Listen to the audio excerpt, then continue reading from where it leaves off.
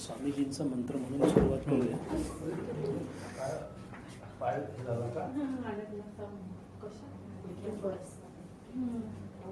आरामात. पाणी वगैरे काय लागेल का? नाही, ते पायाच अडकला आहे, बाकी काही नाही. मला वाटतं ते याच्यात अडकला असावा. ते याच्यात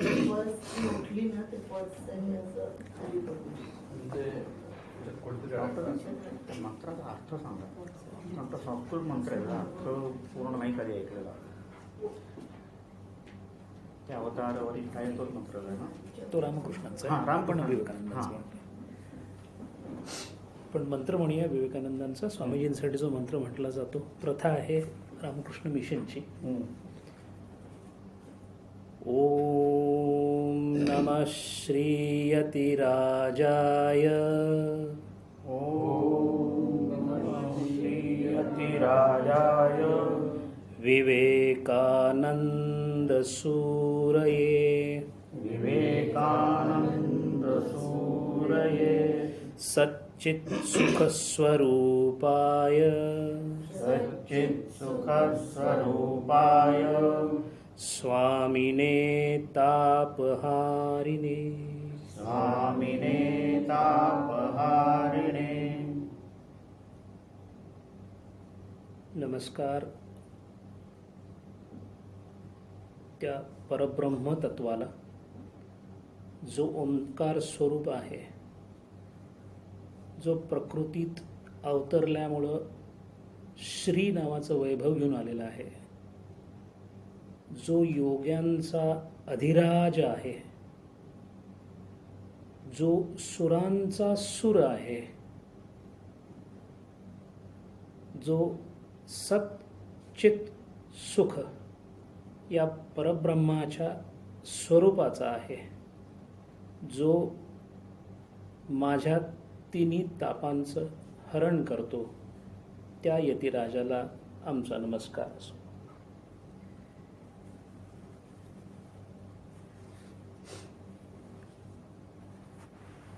स्वामी विवेकानंदांच्या चरित्राला आज आपण प्रारंभ करण्याचा प्रयत्न करतो. अत्यंत महत्त्वाचा मुद्दा जो डॉक्टर साहेबांनी सुरुवातीलाच मांडला, चरित्र कशासाठी ऐकायचं, महत्त्वाचा मुद्दा आहे. चरित्राचा चारित्र्याशी संबंध आहे.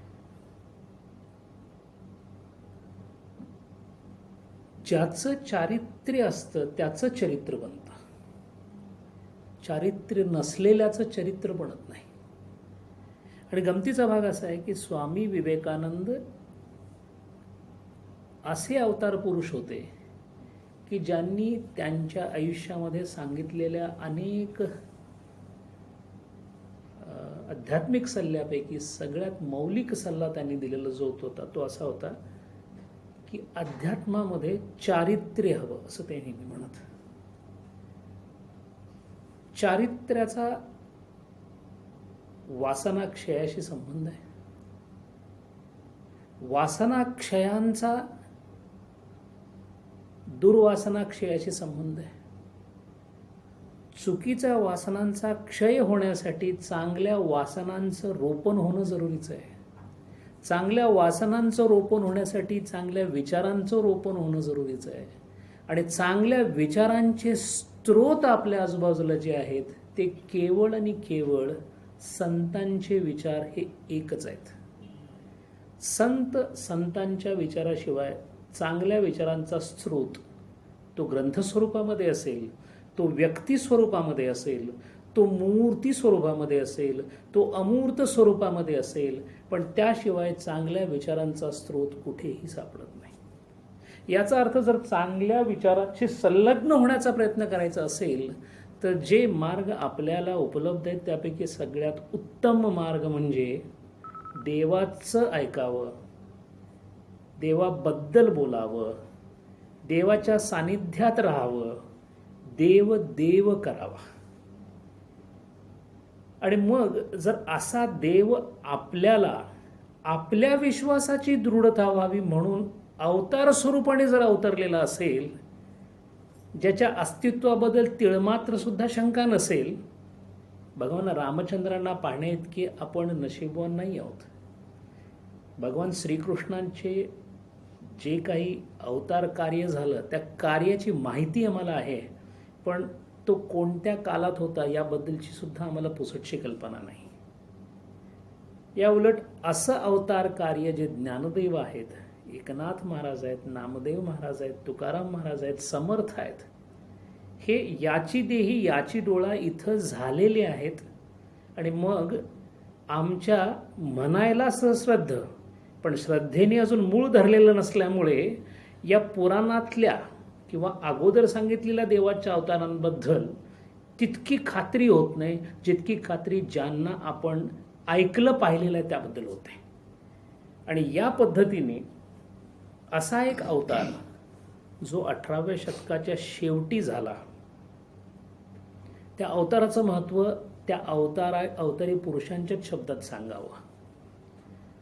स्वामीजींचं एक वाक्य आहे आपल्या शरदचंद्र चक्रवर्ती नावाच्या शिष्याला. हा शिष्य कोणत्याही संन्यासी नावानं ओळखला जात नाही, कारण तो लग्न झालेला आणि 3 मुलं असणारा असा शिष्य होता. विदेही सत्पुरुष होते, फार वेळाने त्यांचे शिष्य झाले, पण त्यांच्यावर स्वामीजींची मर्जी होती आणि स्वामीजींनी त्यांच्याशी केलेला संवाद डायलॉग ऑफ डिसायपल विथ स्वामी म्हणून त्यांनी ग्रंथ प्रकाशित केला. त्याच्यामध्ये आपल्याला स्वामीजींच्या वेगळ्या वेगळ्या स्वभावाची चुणूक पाहायला मिळते. त्यांच्याशी बोलताना स्वामीजींनी असं सांगितलं की शरद, आजपासून 200 वर्षांनी या विवेकानंदांचा केस सुद्धा अध्यात्माच्या दृष्टीने अत्यंत मौल्यवान मानला जाईल असं कार्य मी करून जातोय, असं स्वतःच त्यांनी सांगितलं. आणि परिस्थिती अशी आहे की स्वामीजींचा केस काय, स्वामीजी जिथं बसले तिथली धूळ सुद्धा, आणि याचा प्रत्यक्ष अनुभव म्हणून मी सांगू शकतो, ज्या मायावती आश्रमामध्ये स्वामीजी 12 दिवसांच्या मुक्कामासाठी गेले होते, त्या आश्रमाला भेट देताना जेव्हा जाऊपर्यंत मनामध्ये काही विचार नव्हते, पण गेल्या गेल्या लक्षात आले की या इथे बसले असतील स्वामीजी. त्या विचाराने सुद्धा मनामध्ये जो एक भाव उत्पन्न होतो, इतकी ताकद असणारा हा अवतार आहे. म्हणून स्वामीजींच्या या अवताराची आत्ता आपण माहिती घेताना 2 किंवा 3 महत्त्वाच्या गोष्टी आपल्याला पाहिजे आहेत. एक, आपल्याला माहिती नसणाऱ्या स्वामीजींच्या गोष्टी आपल्याला माहीत करून घ्यायच्या आहेत. 2, स्वामीजी देव झाले की देव स्वामीजी झाला हे माहिती करून घ्यायचं आहे. आणि तिसरी गोष्ट, जर इतकं मोठं परब्रह्म तत्व प्रकृतीच्या अध्यक्षतेखाली जर इतक्या छोट्याशा शरीरामध्ये संकुचित विभागामध्ये आलं असेल, तर असं हे परब्रह्म नेमकं राहतं कसं? आणि मग त्या स्वामीजींना बघता बघता आपल्याला बाकीच्या संतांना सुद्धा हात लावल्यासारखं होईल. तुकाराम महाराज कसे होते हे स्वामीजींच्या मधून पाहता येईल, रामकृष्ण कसे होते ते त्यांच्यामधून पाहता येईल. आणि मग बऱ्याच अशा प्रश्नांची उत्तर आपल्याला मिळतील जी अध्यात्मामध्ये निश्चित पडली पाहिजेत आणि पडतात. मनामध्ये प्रश्न येतो, एवढा मोठा परब्रह्म स्वरूप माणूस आणि त्याला इतक्या हाल अपेष्टा सहन कराव्या लागाव्यात, म्हणजे त्याचं प्रारब्ध किती खराब असेल? याचा अर्थ स्वामीजींनी अनंत पापं केलेली असली पाहिजेत, त्याशिवाय इतका त्रास कसा होईल? मग एका बाजूला प्रारब्धामुळे त्रास व्हायला पाहिजे असं वाटतं आणि दुसऱ्या बाजूला स्वामीजी मात्र परब्रह्म स्वरूप पण आहेत. याचा मेळ कसा घालायचा? गीता ऐकत आलो, ज्ञानेश्वरी कानावरून पडत गेली, डॉक्टर साहेबांच्या कृपेने अनंत संत महात्मे इथे येऊन सांगून गेले. पण हे जे सांगितलं, प्रत्येकजण परब्रह्म म्हणतो, प्रत्येकजण माया म्हणतो, पण हे सगळं विचारांचा खेळ आहे की खरोखर हे अस्तित्वात आहे? ऐकून राहिलो की शुकासारखं वैराग्य होतं. शुकाची संतती ही इमॅक्युलेट कन्सेप्शन, म्हणजे संभोगातून झालेली संतती नव्हती असं म्हणतात. हे खरं की खोटं? या प्रश्नांची उत्तरं देण्यासाठी आत्ता आपल्यासमोर परमेश्वर उभा राहू शकत नाही, पण परमेश्वराच्या रूपाने जो अवतार आला तो याची उत्तरं देऊन गेलेला आहे. ती उत्तरही तपासून बघायची आहेत. आणि सगळ्यात महत्त्वाचा उद्देश असा आहे की स्वामीजींच्या नावाचा उच्चार मनामध्ये झाल्याबरोबर जी मनामध्ये एक विरश्री संचारते, ही अध्यात्माची विरश्री आहे. आणि ती विरश्री आपल्याला संचारण्याचं कारण असं आहे की कुठे ना कुठे आपल्यापैकी प्रत्येकाने स्वामीजींच्या काळामध्ये आपण कोणत्या स्वरूपात असू सांगू शकत नाही. कदाचित प्रचंड चाललेल्या स्वामीजींच्या विजय मिरवणुकीमध्ये कुठेतरी कोपऱ्यामध्ये असणारी एखादी व्यक्ती आपण असू शकू. त्यांच्या रथाच्या चाकाखाली असणाऱ्या मातीचा एखादा कण आम्ही असू शकू. कुठेतरी स्वामीजींशी संबंध आहे म्हणून त्यांच्याबद्दल आदर, म्हणून त्यांना परत परत ऐकावंसं वाटते, कारण ऐकून झालेलं आहे. ही जी वासना आहे याचा विचार पूर्वी झालेला आहे. आणि म्हणून हे सगळं घडवून आणण्याच्या बाबतीत जर काही मागे असेल तर त्याच्या मागे सुद्धा स्वामीजींचाच हात आहे. आणि म्हणून हे पाहताना आपल्याला असं बघायला लागेल की स्वामी विवेकानंदांच्याबद्दल त्यांचीच एक शिष्य आहे सिस्टर ख्रिस्टीन म्हणून. तिने असं म्हटलंय, पूर्णपणे अमेरिकेत वाढलेली, आयुष्यामध्ये एकदाही आत्मा आणि ब्रह्म हे शब्द न ऐकलेली, संपूर्ण ख्रिश्चन मिशनरी म्हणून वावरलेली अशी ही सिस्टर ख्रिस्टीन ख्रिश्चन धर्माबद्दलचे धडे स्वामीजींच्याकडून घेत होती. स्वामीजींनी दिलेल्या उत्तरांची गुणवत्ता बघून सिस्टर ख्रिस्तीनच्या रेव्हरंडाने सुद्धा स्वामीजींचं भाषण ऐकलं आणि भाषणाचा विषय होता ख्रिश्चन धर्म. किती किती आश्चर्याच्या गोष्टी आहेत पहा. ऐकता ऐकता गोडी अशी लागली की सिस्टर ख्रिस्तीनच्या लक्षात आलं की तो जो जीसस, तो जो कृष्ण, तो जो राम, ते जे रामकृष्ण, हे सगळंच जर एक असेल तर माझ्या हाती आलेला देवदूत सोडून मी केवळ या पंथाची आणि त्या पंथाची असं कसं करत बसू. म्हणून तिने सरळ शिष्यत्व पत्करलं. आणि शिष्यत्व पत्करल्यानंतर तिला जेव्हा विचारलं की तुला काय वाटतं विवेकानंदांच्या बद्दल, तेव्हा तिने असं सांगितलं, तिचे शब्द असे आहेत, blessed is the country where Vivekananda is born. Twice blessed are those who lived at the same time. And triple blessed are those who sat at his feet. हे तिचे उद्गार आहेत. आता प्रश्न असा येतो की स्वामीजींनी स्वतःबद्दल कधीही कुठेच उद्गार काढलेले नाहीत, किंबहुना विदेही सत्पुरुष स्वतःबद्दल काहीच बोलत नाही. आता प्रश्न असा येतो की स्वामीजींच्याबद्दलची असणारी माहिती, त्यांच्याबद्दल असणारे प्रवाद, त्यांच्याबद्दल असणाऱ्या अफवा मजल इथपर्यंत गेलेली आहे की स्वामीजींच्या आवाजाची फीत सुद्धा यूट्यूबवर अवेलेबल आहे. अशी कोणतीही फीत नाही असं रामकृष्ण मिशननी अगदी ऑथेंटिकली सांगितलेलं आहे, तरी सुद्धा ती फिरतीये. आदर आहे स्वामींबद्दल. काही कथा स्वामीजींच्या नावावर खपवल्या सुद्धा जातात आदरापोटी. विकृत कथा नाही आहेत, चांगल्याच कथा आहेत. प्रश्न असा येतो की आत्ता जर स्वामीजींचं चरित्र पाहायचं असेल तर नेमकं जे घडलं तेच, ज्याची शहानिशा सगळ्यांनी केलेली आहे, ज्यांच्या सत्यतेबद्दल सगळ्यांनी दुजोरा भरलेला आहे, एवढंच सत्य आपण आपल्या या प्रवचनामध्ये घ्यायचं आहे. आणि हे करण्यासाठी काय केलं तर हे करण्यासाठी जी पुस्तक किंवा ज्या संदर्भ ग्रंथांचा पाया घेतला, पण त्यांना पायाभूत मांडलं, ते थोडेसे संदर्भ ग्रंथ कोणते थोडक्यात सांगून आपल्याला सुरू करायला हरकत नाही आहे. सगळ्यात महत्त्वाचा संदर्भ ग्रंथ म्हणजे स्वामीजींचा अत्यंत आवडता शिष्य स्वामी विरजानंद. त्यांचा पुढे उल्लेख प्रत्येकाचा येणारच आहे.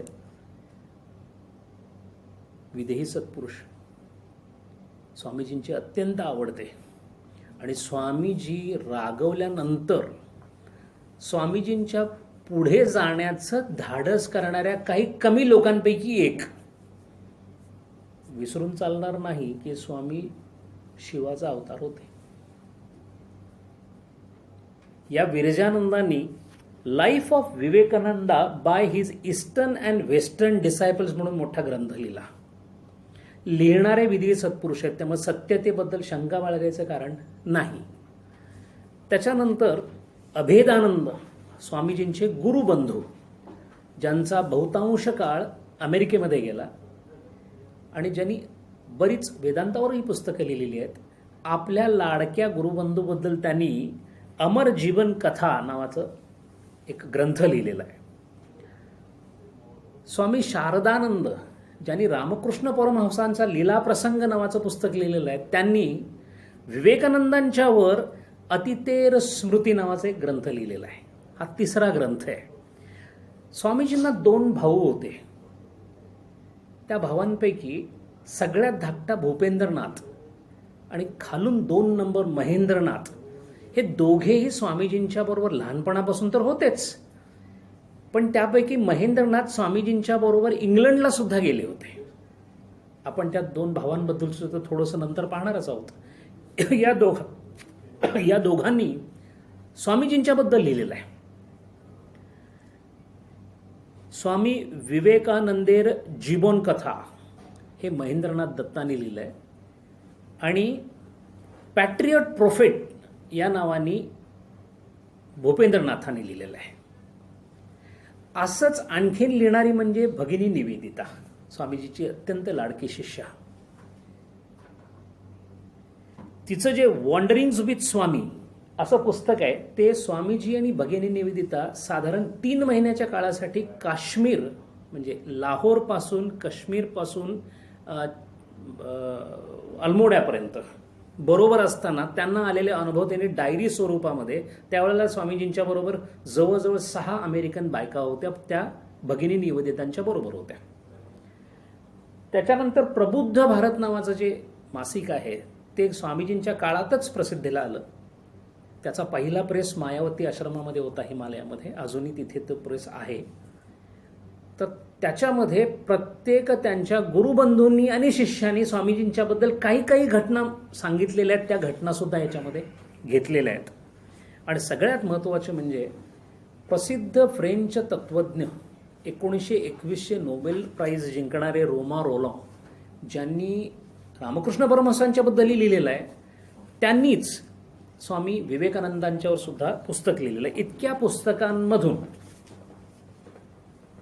सत्यता पडताळून पाहिलेली असल्यामुळं ते जे प्रसंग आता पुढे येणार आहेत त्यातले बरेचसे प्रसंग आपल्याला कदाचित माहिती नसतील, पण त्या सगळ्या प्रसंगांच्या बाबतीत आपल्याला सत्यतेचा जुजारा मिळतो. कारण हे सगळेच्या सगळी जी पुस्तकं आहेत, ग्रंथ आहेत, ते सगळी जवळजवळ विधेयी असणाऱ्या सत्पुरुषांनी लिहिलेली आहेत. रोमा रोला या गृहस्थांनी स्वामीजींच्याबद्दलची जी माहिती आहे ती प्रत्यक्षात गोळा करण्याचा प्रयत्न केला आहे.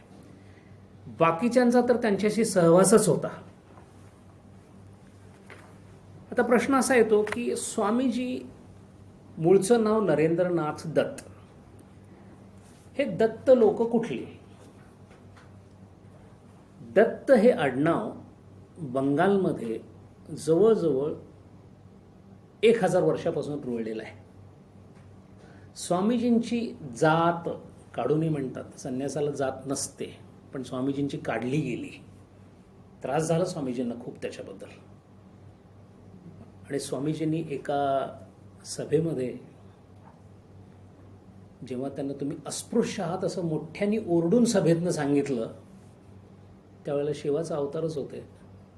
ते म्हणाले, माझ्यापेक्षा 100 पटीने अस्पृश्य तू आहेस आणि देवाला अस्पृश्य आहेस तू. कायस्थ नावाच्या जातीमध्ये ते जन्माला आले होते. हे जी दत्त लोक होती ही मूळची जे गाव त्यांचं होते ते हुगळीच्या तीरावर एक डेरेटन नावाचं गाव होतं, तिथे ते राहिलं होते. गमतीचा भाग असा की ईस्ट इंडिया कंपनीने जेव्हा तिथे पाय रोवायला सुरुवात केली त्यावेळेला त्यांना आपली एक फॅक्टरी म्हणायची ते त्याला, म्हणजे कारखाना, जिथे ते सगळं व्यापाराचे पदार्थ सगळे ठेवण्यासाठी एक शेड उभा करायचं होतं. ते शेड उभा करण्यासाठी स्वामी विवेकानंदांच्या पंजोबांची जागा घ्यायचं ठरलं. आणि ती जागा घ्यायचं ठरल्याबरोबर किंमत ठरवण्यात आली. 14 रुपयाला ती जागा विकत घेण्यात आली, अर्थात त्या काळचे 14 रुपये. पण ते 14 रुपये मिळाल्यामुळे आता इथून उठून आपण दुसरीकडे जावं म्हणून ते सिमुलिया किंवा सिमला हा कलकत्त्याचा जो भाग आहे तिथं आले. तिथं येऊन ते राहायला लागले. आणि याच भागामध्ये जे स्वामीजींचे पंजोबा होते, ते पंजोबा जे होते राममोहन दत्त म्हणून, हे पहिले दत्त ज्यांनी इंग्रजांच्याकडे वरच्या जागी नोकरी करायला सुरुवात केली. या ग्रहस्थांपासून, हे पणजोबा होते, या ग्रहस्थांपासून त्यांची आर्थिक परिस्थिती खूप सुधारली. इतकी सुधारली की त्यांनी 3 गौरी मोहन चटर्जी मार्ग या ठिकाणी एक घर बांधलं, जे आज पण आहे. विवेकानंदांचं घर कुठलं हे जर कलकत्त्यात जाऊन बघायचं असेल, आता त्याला म्युझियम केलेलं आहे, छानसं बाहेरच्या बाजूला फॅसेड वगैरे केलेलं आहे. सरकारने खूप मदत केल्यामुळे, बंगाल सरकारने मदत केली आहे, त्यामुळे ते आता दिसायला छान दिसतं ते. पण त्या ठिकाणी जे घर होतं ते प्रचंड मोठं होतं. ते घर किती मोठं होतं हे सांगण्याचं कारण स्वामीजी तिथं खेळलेले आहेत. स्वामी त्या घरात खेळलेले आहेत. त्या घरामध्ये कितीतरी ड्रॉइंग रूम्स होत्या. स्त्रियांसाठी एक वेगळा अंतर्ग्रह भाग होता. इतकंच नव्हे तर स्त्रियांसाठी वेगळा पाण्याचा तलाव होता. याच घराच्या मागच्या बाजूला घोड्यांची म्हणजे तबेल्याची जागा होती. भरपूर गायी पाळलेल्या होत्या, त्यामुळे गायींची जागा होती. आणि घर आपल्याकडे जसं 12 आखणी वाडा म्हणतात अशा पद्धतीने तो मोठाच्या मोठा वाडा होता. अशा या वाड्यामध्ये हे राममोहन नावाचे त्यांचे पणजोबा आहेत, ते आले आणि त्यांनी आपलं काम चालू केलं. काम ते एका वकिली पेढीकडेच काम चालू केलं. आणि तिथून जी वकिली शिरली दत्त घराण्यामध्ये, ती बराच काळ मग पुढे गेली. आता प्रश्न येतो की हे दत्त जे आहेत हे जर कायस्थ असतील तर हे कुठून आले? कायस्थ ही जात, ज्याला आपल्याकडे प्रभू म्हणतात, बाजीप्रभू देशपांडे ज्या जातीचे आपण म्हणू, त्याच जातीचे कायस्थ. ही जात मुळात 11व्या आणि 10व्या शतकामध्ये अस्तित्वात आली, मनुस्मृतीप्रमाणे जर पाहिलं गेलं तर. आणि बंगालचे त्या काळचे जे राजे, ज्याला सेन राजे असं म्हणतात, त्या राजांचे खजिनदार किंवा अकाउंटंट म्हणून सगळे दत्त काम करत होते. इथपर्यंत दत्तांची परंपरा आपल्याला दिसते. जर आठवत असेल इतिहास तर बॅटल ऑफ प्लासी नावाची एक लढाई झाली होती. त्या बॅटल ऑफ प्लासी ज्याची लढाई झाली त्यातला जो मुर्शिद कुली खान होता, त्या मुर्शिद कुली खानकडे असणारा जो अकाउंटंट होता तोही कायस्थ दत्तच होता. तो या विवेकानंदांचा नातेवाईक होता. गमतीचा भाग म्हणजे इतिहास का महत्त्वाचा आहे तर इतिहास विवेकानंदांच्या वडिलांना प्रचंड प्रिय होता. आणि विवेकानंदांचं इतिहास प्रेम तर इतकं अजीब होतं की ते ज्या वेळेला इतिहास सांगायचे, आणि सगळ्यात जास्त इतिहास त्यांनी अमेरिकेत आणि इंग्लंडमध्ये तिथल्या लोकांना त्यांच्या देशाचा सांगितला आहे. एक चुणूक म्हणून सांगायला हरकत नाही, एका त्यांच्या कील नावाच्या KIEL नावाच्या जर्मनीमध्ये त्यांचं एक भाषण चाललं होतं. त्या भाषणाचा विषय इतिहास असाच होता. फक्त विषय असा होता स्वीडनचा इतिहास, जो आज आपल्यालाही माहिती नाही आहे, कोणी एक नावसुद्धा माहिती नाही आहे. या इतिहासावर बोलत असताना प्रेक्षागृहात असणाऱ्या काही स्वीडिश लोकांपैकी एका इतिहासतज्ञांनी विवेकानंदांची चूक काढली. त्यावर विवेकानंदांनी काही उत्तर दिलं नाही. त्याच्या दुसऱ्या दिवशी पॉल डायसन नावाच्या तत्वज्ञाकडे जिकडे उतरले होते विवेकानंद, त्यांचा पत्ता शोधत हा तिथे गेला आणि त्यांनी विवेकानंदांना जाऊन सांगितले की माफ करा, मी चुकलो होतो, मी जाऊन बघितलं. ही विवेकानंदांच्या ज्ञानाची, इतिहासाची, कारण इतिहासाची प्रचंड आवड. म्हणून शिवाजी महाराजांचा खडखडीत इतिहास नंजुंडराव म्हणून होते, त्यांनी ऐकवला होता. प्रसंग असा होता, बेळगावहून निघाले होते स्वामीजी. नंजुंडरावांकडे पुढचा मुक्काम पडला होता. संध्याकाळचं चहापान झालेलं होतं आणि बाहेर बसलेले होते. सूर्य अजून थोडासा कलायला लागला होता. तांबूस प्रकाश बाहेर पडला होता. आणि तुम्ही यापूर्वी कुठून आला असं विचारलं तर मराठा देशातून आलो. कारण स्वामीजी पुण्याहून महाबळेश्वर, महाबळेश्वरून कोल्हापूर आणि कोल्हापूरहून बेळगाव असा प्रवास करून गेले होते. त्यांनी सांगितलं मी मराठा प्रदेशामधून जाऊन आलेलो आहे म्हणून. त्याबरोबर तो नंजुंडराव म्हणाला, अच्छा मराठा प्रदेश म्हणजे जिथे तो लुटारू शिवाजी राहतो, कारण इंग्रजांचा इतिहास त्यावेळी तसा शिकवला जायचा. असं ऐकल्याबरोबर ताबडतोब तिथल्या तिथे मराठ्यांच्या इतिहासाबद्दल स्वामी बोललेच, पण दावा द्रुम दंडपर चितामृग झंडपर हे जे गाणं आहे कविभूषण, ते अख्खं त्यांना तोंडपाठ होतं, ते म्हणून दाखवलं. आणि नंजुंडरावांनी त्याचं वर्णन असं केलेलं आहे की संध्याकाळच्या सूर्याचा प्रकाश तांबूस होता की महाराज स्वामीजींचा चेहरा तांबूस झाला होता, सांगता येत नव्हतं, पण ते इतके तेजपुंज दिसत होते आणि त्यांच्या तोंडातून एखादी ठिणगी पडावी तसे इतिहास बाहेर पडत होता.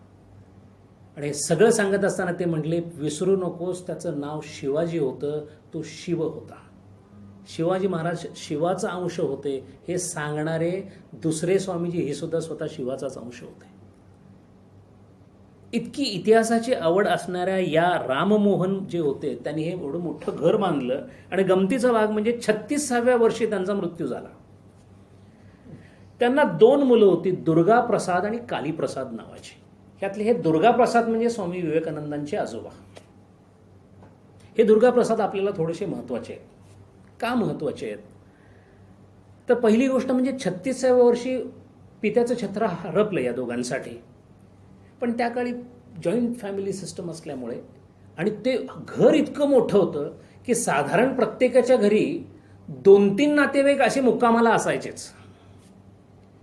कोणी सहज आलेला म्हणून 6 महिने राहायचा, कोणी कुठंच काही जमत नाही म्हणून तिथंच राहून आपला कलकत्त्यात काही नोकरी मिळते का बघायचे, नाही मिळत म्हणून 2-2 वर्ष थांबलेले आहेत. अशाही गोष्टी त्या काळी घडत असत. आणि कधी कोणाला नाही म्हणत नसत, कारण नातेवाईकांमध्ये अशी एक पद्धत होती. या दुर्गा प्रसाद यातले जे होते, हे दुर्गा प्रसाद म्हणजे यांचे आजोबा, यांचं जेव्हा लग्न झालं तेव्हा श्यामसुंदरी नावाच्या एका स्त्रीशी त्यांचं लग्न झालं. अर्थात लहान वयात लग्न झालेलं. आणि लग्न झाल्यानंतर 25व्या वर्षी यांना एक अपत्य सुपुत्र झाले. ते सुपुत्र म्हणजे विवेकानंदांचे वडील विश्वनाथ. इथंपर्यंत सगळं ठीक होतं. या दुर्गा प्रसादांबद्दल अंदाज बांधणं फार कठीण आहे. थोडं भूपेंद्रनाथ बोललेत, थोडं महेंद्रनाथ बोललेत, थोडं स्वामीजी बोललेत, थोडं त्यांच्या आई बोललेत. असं सगळं थोडं एकत्र केल्यानंतर असं दिसतं की हे जे दुर्गा प्रसाद होते हे 25व्या वर्षी इकडे सुपुत्राचा जन्म झाला, त्याचा अजून 1 वर्ष पूर्ण झालं नव्हतं आणि त्यांनी घर सोडून दिलं. असं भरल्या घरातून हा गृहस्थ उठून गेला. याचं कारण काय असावं हे शोधण्याचा प्रयत्न केला तर 2 कारणं समोर येतात. मुळात त्यांची वृत्ती वैरागी होती आणि या वैराग्य वृत्तीला 2 कारणं झाली त्यातली. त्यातलं एक कारण असं होतं की हे जे दुर्गा प्रसाद होते यांची बहीण ज्यांना दिली होती, म्हणजे त्यांचे जे जिजाजी होते, जावई जे होते त्यांच्या वडिलांचे, त्यांनी त्यांना त्या काळी 50 लाख रुपयाला फसवलं होतं. 14 रुपयामध्ये जमीन विकली होती, 50 लाख रुपयाला फसवलं होतं. तो धक्का प्रचंड मोठा होता. आणि त्या किमतीपेक्षा ज्या पद्धतीने फसवलं, आणि जावयाला काही बोलता येत नाही. नाती इतकी त्या काळी घट्ट होती की स्वतः विवेकानंदांच्या आई वडिलांचा खूप छळ त्यांच्या काकांनी केलेला आहे. आणि नुसता छळ नव्हे, सगळीच्या सगळी इस्टेट लुटून घेतलेली आहे. आणि गमतीचा भाग म्हणजे सगळीच्या सगळी इस्टेट विवेकानंदांच्या वडिलांनी मिळवलेली आहे.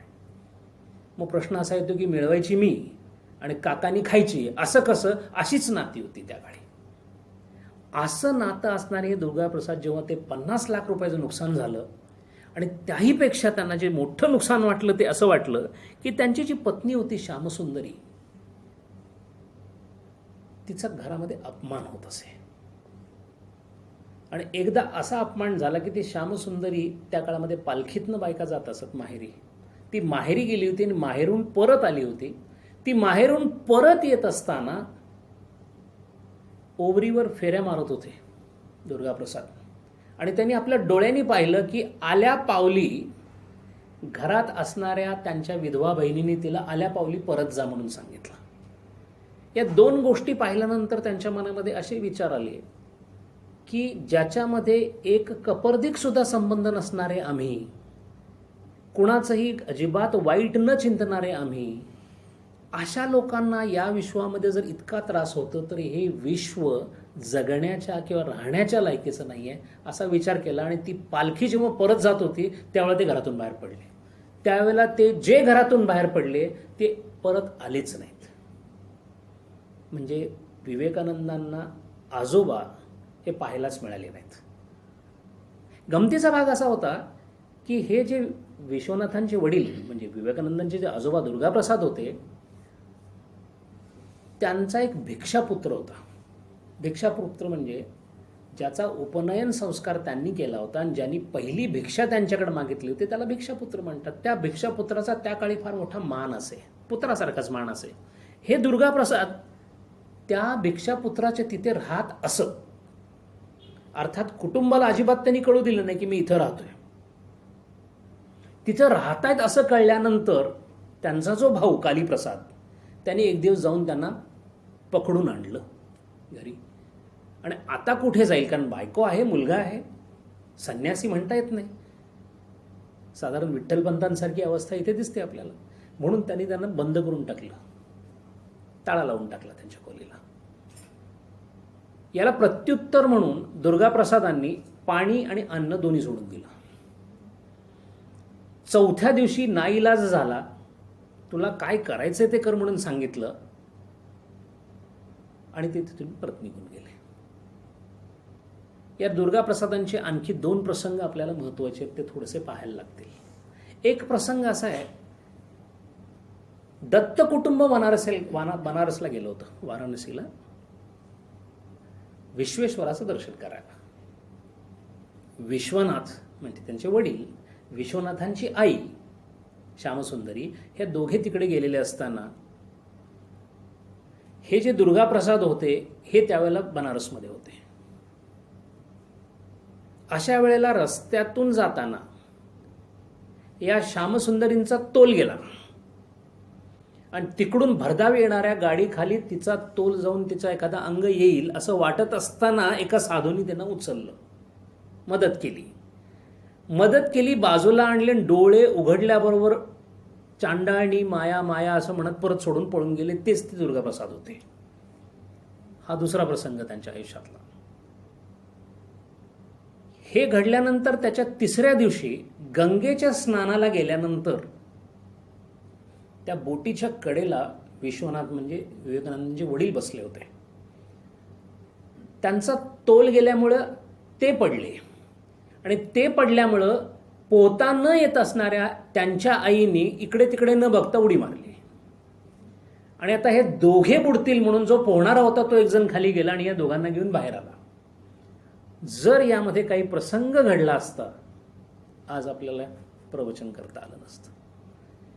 पण परमेश्वराची रचना अशी होती की हे जे दुर्गाचरण किंवा दुर्गाप्रसाद होते हे नंतर महंत झाले आणि ज्या मंदिराचे महंत झाले त्या मंदिराला वीरेश्वर मंदिर असं म्हणतात. ते अजूनही आहे बनारसमध्ये, मी पाहिलेलं आहे.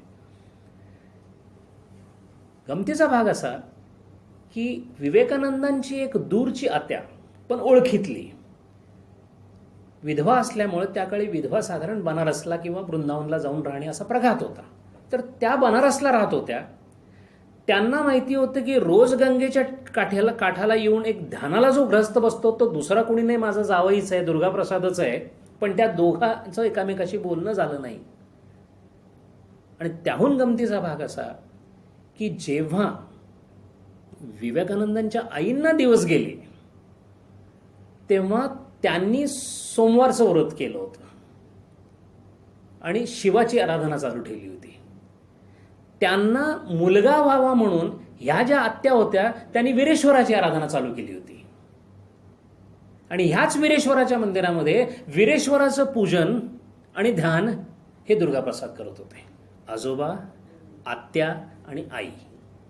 परत परत वीरेश्वर येतोय, परत परत शिव येतोय, कारण शिवच जन्माला येणार होते. अशा पद्धतीने हे पुढं होत असताना पुढे कशी गंमत घडली की 1835 साली साधारण जन्म झाला यांचा, कोणाचा, विश्वनाथांचा. आता दुर्गाप्रसाद कसे होते, अत्यंत वैरागी, कोणत्याही प्रकारचा संसारामध्ये आवड नाही, आले सुद्धा नाहीत. ते केव्हा गेले याबद्दलची सुद्धा कल्पना कोणाला नाही. मुलगा कसा व्हावा आणि नातू कसा व्हावा हे पाहण्याचं कारण असं आहे, कुठे कधी कसं जन्माला यावं याचा प्रारब्धाशी संबंध आहे. पण प्रारब्धाशी संबंध असला तरी प्रत्येक जण आपलं प्रारब्ध घेऊन येतो.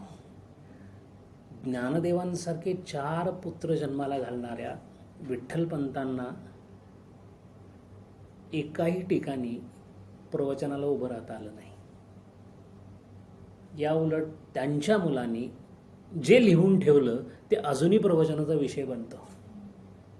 इथे दुर्गाप्रसाद असे होते की ज्यांच्याबद्दल अजिबात माहिती नाही पण कडक वैराग्य असणारा ग्रस्त.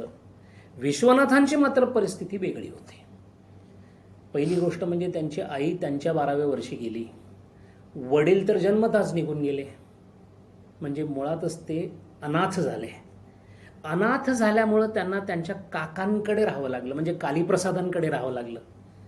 आता कालीप्रसादांकडे राहावं लागलं म्हणावं तर सगळं होतं दुर्गाप्रसादांचं, पण हा लहान असल्यामुळे सगळं कालीप्रसादांनी घेऊन टाकलं. त्याच्यानंतर जे यांनी मिळवलं तेही काका थोरले, आणि हे साधारण राघोबादादांसारखे काका होते. जे जे काही मिळवायचे ते व्यवस्थित गडबड करून, ते आणि त्यांची बायको, त्यांचं काम एकच होतं. नवीन कुठली प्रॉपर्टी आली की ते हळूच कागद मागून घ्यायचे, वकिलाला बोलवायचं, त्याच्यावरची नावं चेंज करायची, ती आपली नावं टाकून द्या, आणि हे सगळं दिसत होतं. इतकंच नव्हे तर विश्वनाथ म्हणजे विवेकानंदांचे वडील जे होते ते इतके उदार हृदयाचे होते की त्यांनी त्यांच्याकडे ठेवलेले काही पाहुणे मंडळी त्यांच्याच घरामध्ये दारू पिऊन सुद्धा यायचे. आणि लोक म्हणायची की हा उपरा म्हणून इथं राहतो, तुमचं अन्न खातो, इथे तो दारू सुद्धा भक्षण करतो, पितो वगैरे, आणि तुम्ही काहीच करत नाही. एकदा तर नरेंद्रनाथांनीच विचारलं, हे बाबा काय चाललंय म्हणून. उत्तर खूप छान दिलं. आपण ज्या ज्या व्यसनी माणसाची हेटाळणी करतो त्या त्या व्यसनी माणसाच्या हृदयात आपल्याला जाता येत नाही. तो तसं का करतो किंवा त्याच्यावर तशी पाळी का आली हे जेव्हा तुला कळेल ना, तेव्हा तू सुद्धा तेच करशील मी जे केलेलं आहे, असं म्हणून ते त्यांना गप्प बसवत. गमतीचा भाग म्हणजे विश्वनाथ जे होते ते काकांनी पाहिल्यानंतर त्यांनी शिक्षण सोडलं नाही, काकांनी थोडं शिकवलं त्यांना. ते ज्युनियर आणि सिनियर कॉलेज पास झालेले होते. त्या काळातली गोष्ट करतोय मी, 1855-57च्या दरम्यान. 1857चं बंड जेव्हा चाललं होतं त्यावेळेला विवेकानंदांचे वडील ज्युनियर आणि सिनियर म्हणजे आपल्याकडं वफा नावाची एक परीक्षा होती, व्हर्नाक्युलर फायनल म्हणायचे त्याला, ती परीक्षा ते त्या काळी पास झाले होते. अत्यंत बुद्धिमान होते, आणि ते बुद्धिमान असल्यामुळे त्यांनी थोडासा 1-6 महिने काहीतरी व्यापार करण्याचा प्रयत्न केला, आणि तो चालत नाही म्हटल्याबरोबर एक इंग्रजी माणूस होता टेम्पल नावाचा, त्या माणसाचं नाव होतं मिस्टर टेम्पल. त्याच्या कायद्याची म्हणजे त्याचा तो लॉयर होता, त्याच्या कायद्याच्या पिढीवर असिस्टंट क्लार्क म्हणून हे जॉईन झाले. पण बुद्धिमत्ता चांगली असल्यामुळे हळूहळू त्यांनी सगळं कायद्यातलं शिकून घेतलं. स्वतःची आमदनी वाढली, आणि आमदनी वाढल्यानंतर त्यांनी स्वतःची वकिली करण्यासाठी अटर्नीची परीक्षा दिली आणि ते पास झाले. विवेकानंदांचे वडील अटर्नी होते. त्या काळामध्ये अटर्नी असणं ही खूप मोठी गोष्ट होती. पण कसे होते हे विश्वनाथ? विश्वनाथ आणि भुवनेश्वरी देवी म्हणजे माताजी. माताजी ह्या सीतेची प्रतिकृती होत्या. माताजी या सीतेची प्रतिकृती होत्या. त्याचं कारण असं होतं, रामाला मर्यादा पुरुषोत्तम म्हणतात, सीतेला स्त्री मर्यादा उत्तम असं कोणी म्हणत नाही, कारण स्त्री मर्यादेतच असते. फरक जो आहे तशी भुवनेश्वरी ज्या होत्या त्या सीताच होत्या. विश्वनाथ जे होते ते प्रेयसाचे पूजक होते, श्रेयसाचे पूजक नव्हते. त्यांना आयुष्य हे आनंदाने, भोगानी, निषिद्ध मार्गाने नव्हे पण विहित मार्गाने सगळे भोग घेत घेत पुढे जावं असं वाटणारे हे विश्वनाथ होते. हुशार तर होतेच, पण त्यांच्या घरी काय चाललेलं असायचं ही गोष्ट आहे 1860 मधली. 1918 साली म्हणजे त्याच्यानंतर 70 वर्षांनी माझ्या आजोबांना 6 रुपये पगार होता आणि ते शिक्षक होते. असं असताना 1860 ते 70-80 पर्यंत त्यांचा मृत्यू होईपर्यंत त्यांचा महिन्याचा खर्च 1000 रुपये होता. म्हणजे आजच्या घडीला जर कोणी 10 लाख रुपये महिन्याला खर्च करत असेल, इतकी श्रीमंती त्यांच्याकडे होती. पैसे येत गेले, यांनी संपत सुद्धा गेले. कोणत्याही प्रकारचा हिशोब नावाची गोष्ट त्यांच्याकडे नव्हती. वकिली खूप जोरात चालू होती. लाहोर, लखनौ, कलकत्ता, रायपूर इथं त्यांचं नेहमी जाणं असायचं. किंबहुना एकदा रायपूरला 3 वर्षासाठी जेव्हा जायला लागलं तेव्हा स्वामी विवेकानंद सुद्धा बरोबर गेले. आणि नंतर हैदराबादच्या निजामांनी त्यांना वकील म्हणून बोलवलं होतं आणि ते खूप खुश झाले होते, कारण आत्तापर्यंत सगळ्या वाहनांचा उपभोग घेतलाय. म्हणाले हत्तीवर बसलेलो नाही आहे आता मला तो, कारण निजामाने सांगितलं होतं यांना हत्तीवरून घेऊन यायचं म्हणून. ते व्हायच्या आतच त्यांचा मृत्यू झाला. अशी त्यांची जी लॉची प्रॅक्टिस होती ती जोरात होती. स्वतः खूप शौकीन होते आणि त्यांचा सगळ्यात चांगला शौक म्हणजे संगीत. त्यांच्या उस्तादांचं नाव माहिती नाही आहे आपल्याला, इतिहासामध्ये कुठं दिसत नाही, पण त्यांनी कायदेशीर शास्त्रीय संगीताचं शिक्षण घेतलं होतं. स्वामी विवेकानंदांच्या आवाजाबद्दल असं म्हटलं जातं की जन्मजात मधुर आवाज घेऊन जन्माला आले होते स्वामीजी. स्वामीजी गायला लागले की कैक लोकांनी गाण्याचा आनंद घेतलेला नाही, ते समाधीतच गेलेले आहेत.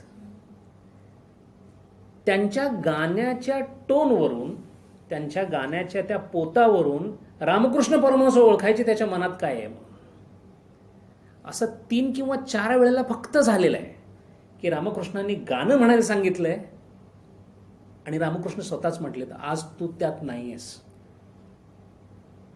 आणि त्याचं कारण एकच होतं, रामकृष्णांनी गाणं म्हणायला सांगितलं, यांनी गाणं म्हणायला सुरुवात केली आणि रामकृष्ण समाधीत गेले. हे ठरलेलंच होतं. हे गाणं आलं कुठून त्यांच्याकडे, तर दत्त घराण्यामध्ये गाणं हे पहिल्यापासूनच होतं. आपण पुढं आणखीन पाहणार होतो की स्वामीजींची गाण्यातली गती किती मोठी होती हे पाहणारच आहोत. म्हणजे त्यांनी लिहिलेल्या संगीताच्या पुस्तकाला 95 पानाची प्रस्तावना स्वामीजींनीच लिहिली होती. त्या काळातला दक्षिण भारतातला उत्कृष्ट तबलापटू, की ज्याला संगतीला बोलवण्यासाठी गायक त्या तयारीचा लागायचा, अशा तबलापटूला तबल्याचे काही धडे विवेकानंदांनी दिलेले होते. इतका त्यांचा वाद्यावर हात होता. हा जो संगीताची आवड इथे दिसतीये तीच भुवनेश्वरींच्याकडे आहे. त्यांचाही गळा अत्यंत गोड होता आणि त्याही शास्त्रीय संगीत शिकलेल्या होत्या. त्यामुळे घरी संगीत आणि संगीताच्या मैफिली चालू असायच्या. सुटीचे दिवस असतील त्या दिवशी जेवणाचा बेत असायचा. ज्याला आपल्याकडं आजच्या काळात पार्टी म्हणतात, तशा पार्ट्या व्हायच्या.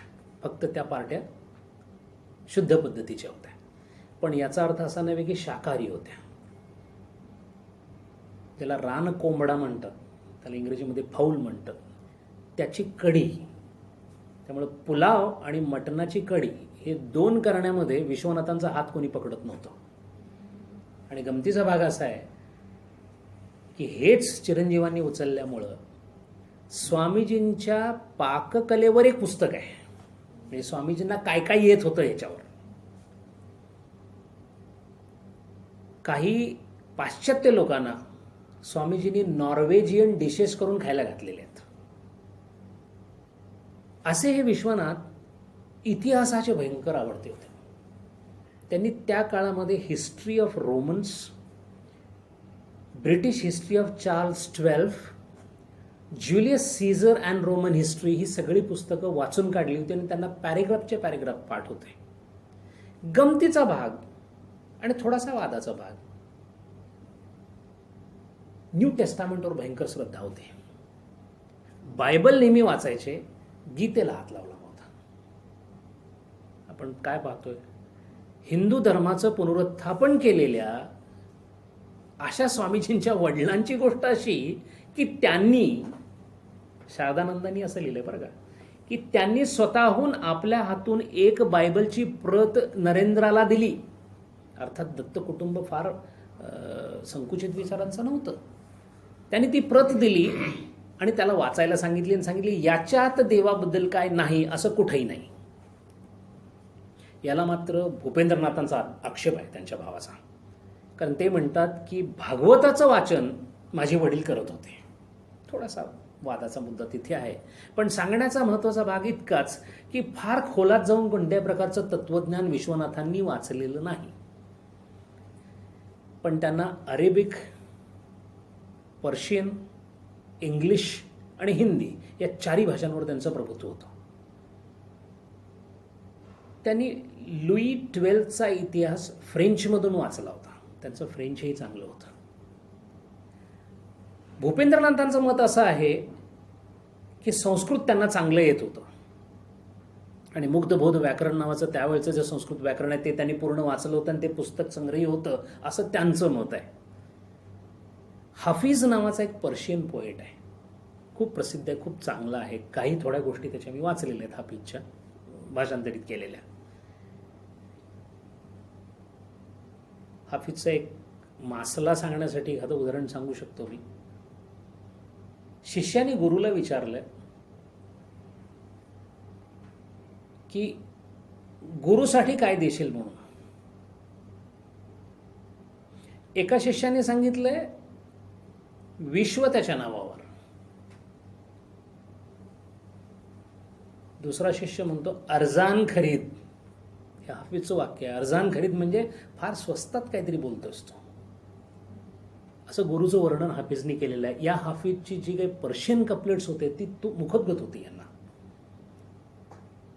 असे हे जे विश्वनाथ होते यांनी आपलं काम जसं चालू करायचं तसं केलं. सुरुवातीला एक धर नावाचा माणूस होता, त्याला बरोबर घेऊन दत्त आणि धर सॉलिसिटर्स नावाची कंपनी काढली. ती कंपनी पुढे चालल्यानंतर मग त्यांनी स्वतःचाच व्यवसाय सुरू केला.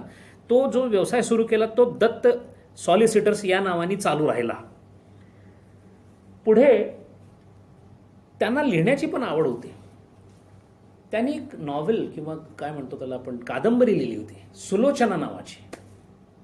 आणि ते त्या काळामध्ये बरेचसे फिरत असल्यामुळे भारतीय शिष्टाचार पद्धती या नावाने एक पुस्तक लिहिलं होतं. नॉर्थमध्ये कसे वागतात, रायपूरगड कसे वागतात, बायका काय करतात, माणसं कशी वागतात, अशी पुस्तकं लिहिली होती.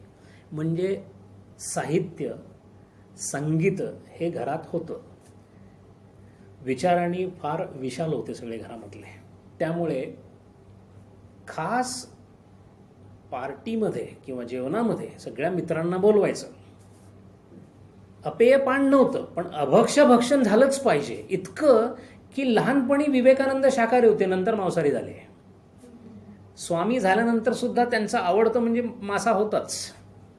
ते शुक्तो नावाचं जे प्रकरण आहे माशाचं ते त्यांना भयंकर आवडायचं. शेवटपर्यंत खायला राहिले. पण लहानपणी ते शाकाहारी असल्यामुळे त्यांना कुणी काय दिलं की ते भांडायचे. बहीण त्यांना काहीतरी फसवून द्यायची केळाबरोबर इकडे तिकडे करून वगैरे, तर ते चिडायचे. त्यावेळेला एक वाक्य काढले कोणी तोंडातून, यांनी विश्वनाथांनी, की अरे दत्तांच्या घराण्यात येऊन मटण किंवा मासे न खाता जर तू गेलास तर तुला कसं कुठेतरी स्वर्गामध्ये प्रवेश कसा मिळेल. इतकं दत्त घराणं नॉनव्हेज खाण्याबद्दल प्रसिद्ध होतं. पण इतके शौकीन कसे होते, त्यांची एक मुघल क्लायंट होती. तिचं काम करता करता त्यांच्या लक्षात आलं की ही राजघराण्यातली दिसते म्हणून विचारलं तर ती म्हणाली हो तुम्हाला मुर्शिद कुली खान माहिती आहेत का. जर इतिहासाचं थोडं ज्ञान असेल तर मुर्शिद कुली खान हा बंगालचा सुभेदार होता. तर यांचा इतिहासाचा अभ्यासमुळे ते हो म्हणाले हो मी त्यांच्याच घराण्यातली आहे म्हणाले.